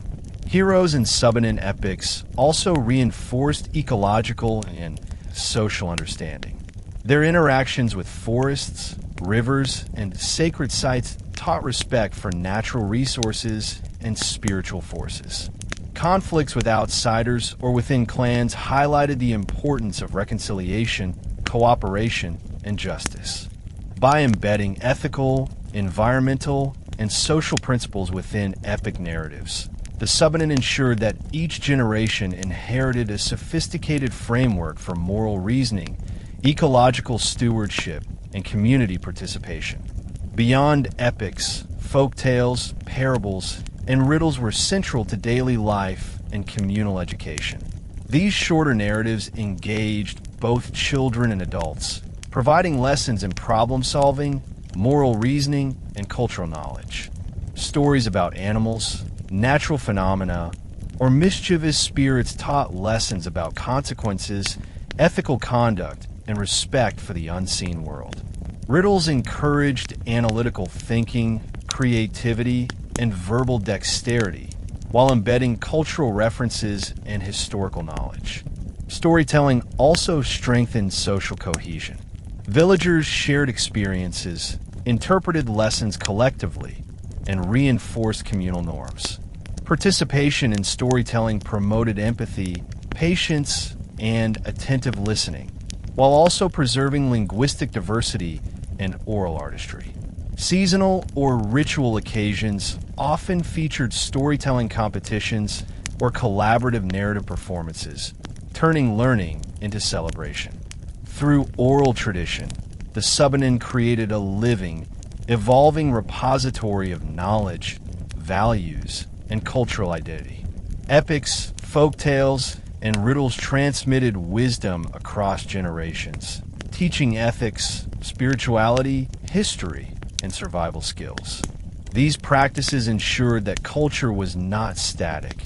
It was continuously performed, interpreted, and adapted, fostering resilience, continuity, and a profound sense of communal belonging. In this way, oral tradition became both a moral compass and the cultural heartbeat of Subanen society. In Subanen society, The Timuay, or village chieftain, played a central role in governance, conflict resolution, and maintaining social order. Unlike rulers who relied on wealth or military power, the authority of the Timuay derived from wisdom, moral integrity, and the ability to maintain harmony within the community. Every village, or bansa, recognized the Timuay as the primary mediator in disputes, ensuring that decisions were grounded in fairness, tradition, and ethical principles. The Timuay's responsibilities extended beyond adjudicating conflicts. They coordinated communal labor, oversaw agricultural cycles, mediated relations with neighboring villages, and ensured that rituals and festivals were properly conducted. In times of crisis, such as natural disasters or epidemics, the Timuay worked closely with the Balian to align practical measures with spiritual guidance, reflecting the inseparable nature of governance, morality, and spirituality in Subanen culture. Selection of a Timuay was a careful process. Elders and respected members of the community assessed candidates based on wisdom, judgment, empathy, and understanding of customs. The selection emphasized service rather than personal gain, with the Timuay expected to prioritize the well-being of the community over individual interests. Leadership was therefore a moral responsibility, a commitment to uphold justice, harmony, and cultural values rather than an opportunity for personal authority. Justice in Subanen society was not punitive, it was restorative. Conflicts between individuals, families, or clans were addressed through reconciliation, with the goal of restoring balance and maintaining social cohesion. The Timuay, often assisted by elders, facilitated mediation, listening carefully to all parties, interpreting cultural norms, and proposing solutions that upheld fairness and respect. Disputes over property, marriages, or social conduct were resolved by dialogue, ritual, and mutual agreement, minimizing resentment and fostering communal unity. Rituals played a crucial role in the reconciliation process. Offerings, prayers, and ceremonial gestures were performed to honor spirits, seek blessings, and acknowledge communal values. These acts were symbolic, reinforcing moral responsibility and reminding participants that human actions were interconnected with spiritual forces and social obligations. Ethical teachings were embedded in the process. Humility, honesty, empathy, and accountability were emphasized as key components of justice. Reconciliation also involved practical measures. Compensation, restitution, or labor contributions might be agreed upon to repair harm. These measures were not viewed as punishment, but as restoration, emphasizing responsibility and repair of social bonds. By prioritizing mediation and moral guidance over coercion, the Subanen cultivated a justice system that reinforced communal cohesion, ethical conduct, and spiritual harmony. The role of the Timuay extended beyond dispute resolution to guiding ethical behavior and fostering social harmony. Through example, the Timuay demonstrated fairness, patience, and respect for both human and spiritual laws. Villagers learned that leadership was inseparable from moral integrity and that communal well-being was a shared responsibility. Elders in the Timuay taught younger members about the consequences of disrespect, dishonesty, and negligence, using real-life examples and oral narratives to illustrate principles of justice. Social cohesion was further reinforced through communal decision-making. The Timuay convened assemblies to discuss important matters, incorporating the perspectives of elders, families, and the Balian. Decisions were reached collectively, blending practical reasoning with spiritual guidance, ethical reflection, and communal norms. Participation in these processes educated community members about negotiation, compromise, and ethical leadership, preparing future generations to assume similar roles. Through the Timuay, reconciliation, and restorative justice. Subanen society maintained a delicate balance between human needs, moral principles, and spiritual obligations. Justice was not a tool of authority, but a practice of ethical responsibility, social education, and spiritual alignment. By prioritizing mediation, fairness, and harmony, the Subanen created a resilient legal and social system, ensuring that every member understood their duties, respected others, and contributed to the continuity of communal life. In Subanen society, leadership was multifaceted, combining both temporal and spiritual authority to ensure social, ethical, and ecological harmony. The Timuay served as the chief administrator, guiding practical governance, dispute resolution, and communal labor. The Balian, on the other hand, acted as the spiritual and moral compass, overseeing rituals, interpreting omens, and maintaining balance between the human and spirit realms. Neither role was dominant in isolation. Their effectiveness depended on collaboration and mutual respect. The balance of power between the Timuay and Balian reflected the Subanen understanding that governance was inseparable from spirituality. While the Timuay mediated disputes, organized labor, and coordinated agricultural cycles, the Balian advised on ethical implications, ritual protocols, and spiritual consequences. This system ensured that decisions were not purely pragmatic, but aligned with moral, social, and ecological considerations. For example, a farming plan might require approval from the Balian to confirm that ancestral spirits were honored, blending material and spiritual wisdom. This complementary leadership extended to festivals, community planning, and crisis management. The Timuay ensured that logistics, labor distribution, and social order were maintained, while the Balian directed ceremonial aspects, interpreted signs, and invoked blessings. Together, they modeled a governance philosophy where leadership was service-oriented, ethical, and attuned to both human and spiritual needs. Their cooperation exemplified the Subanen principle that sustainable leadership integrates practical wisdom with spiritual insight, ensuring that social cohesion and cultural continuity are preserved across generations. Decision-making in Subanen villages was inherently communal. The Timuay would convene assemblies, bringing together elders, family representatives, and sometimes the Balian to discuss matters affecting the entire community. Decisions were made through dialogue, debate, and negotiation rather than coercion, emphasizing consensus, mutual respect, and ethical responsibility. This inclusive process ensured that multiple perspectives were considered, minimizing conflict and fostering shared ownership of outcomes. Consensus building also reinforced moral education. Community members were expected to articulate their reasoning, listen respectfully to differing viewpoints, and consider long-term consequences. Disagreements were not suppressed, but mediated through dialogue and guided by both the ethical principles of the Balian and the practical experience of the Timuay. Rituals or symbolic gestures were sometimes incorporated into meetings, reminding participants that their deliberations were observed by ancestors and nature spirits, thus reinforcing accountability and spiritual mindfulness. Through this approach, the Subanen cultivated a culture of participatory governance, teaching citizens from an early age the values of collaboration, ethical judgment, and social responsibility. Consensus-based decision-making allowed communities to respond adaptively to challenges, integrating ecological knowledge, spiritual awareness, and social norms into practical action.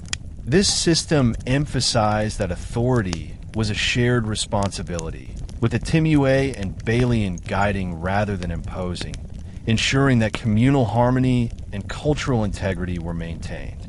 Ritual leadership, embodied by the Balian in collaboration with the Timuay, was central to the ethical and social fabric of Subanen life. Ceremonies, festivals, and communal observances were not merely cultural expressions, but practical mechanisms for reinforcing morality, social cohesion, and spiritual alignment. By directing rituals, the Balian taught respect for ancestors, ethical behavior, and ecological stewardship, while the Timuay ensured orderly participation and logistical organization. The interplay of ritual, governance, and consensus created a resilient system of social regulation. Ethical norms were encoded in ritual practice, while conflict resolution and communal decisions were informed by spiritual guidance. For example, when disputes arose over river use, hunting territories, or agricultural plots, the Balian would advise on spiritual obligations, and the Timuay would mediate practical solutions, often concluding with a ritual that symbolically restored balance and reinforced ethical conduct. Through these intertwined roles, Subanen leadership cultivated a society where morality, spirituality, and governance were inseparable. The community learned that authority was not domination but service, that decisions were strengthened by collaboration, and that social and ecological harmony required continuous ethical vigilance. Ritual leadership was therefore both symbolic and practical. It educated, mediated, and preserved cultural values, ensuring that each generation understood the responsibilities of living ethically, respecting spiritual guidance, and sustaining communal life in harmony with the natural world. In Subanen society, courtship was a carefully structured process that combined personal intention, family involvement, and spiritual guidance. Young men and women demonstrated interest through respectful gestures, service, and participation in communal events. Songs, dances, and small gifts were integral to courtship, allowing suitors to express affection while showcasing moral character, diligence, and skill. Participation in festivals, where the Sotan dance was performed, provided opportunities for young people to interact under the watchful eyes of elders, ensuring that relationships developed in socially and ethically approved ways. Courtship was more than a personal affair. It reflected the interconnectedness of families and the importance of social harmony. A prospective groom's efforts were evaluated not solely on romantic appeal, but on his contributions to family labor, community service, and demonstration of ethical behavior. Girls' families observed carefully, assessing whether the young man exhibited responsibility, respect, and spiritual mindfulness. This process reinforced communal standards, teaching younger members the values of patience, perseverance, and consideration for social and spiritual obligations. Ritual and symbolic elements were intertwined with courtship. Offerings of food, small crafted items, or ceremonial tokens were sometimes presented to the Balian or elders, seeking blessings for a successful and honorable relationship.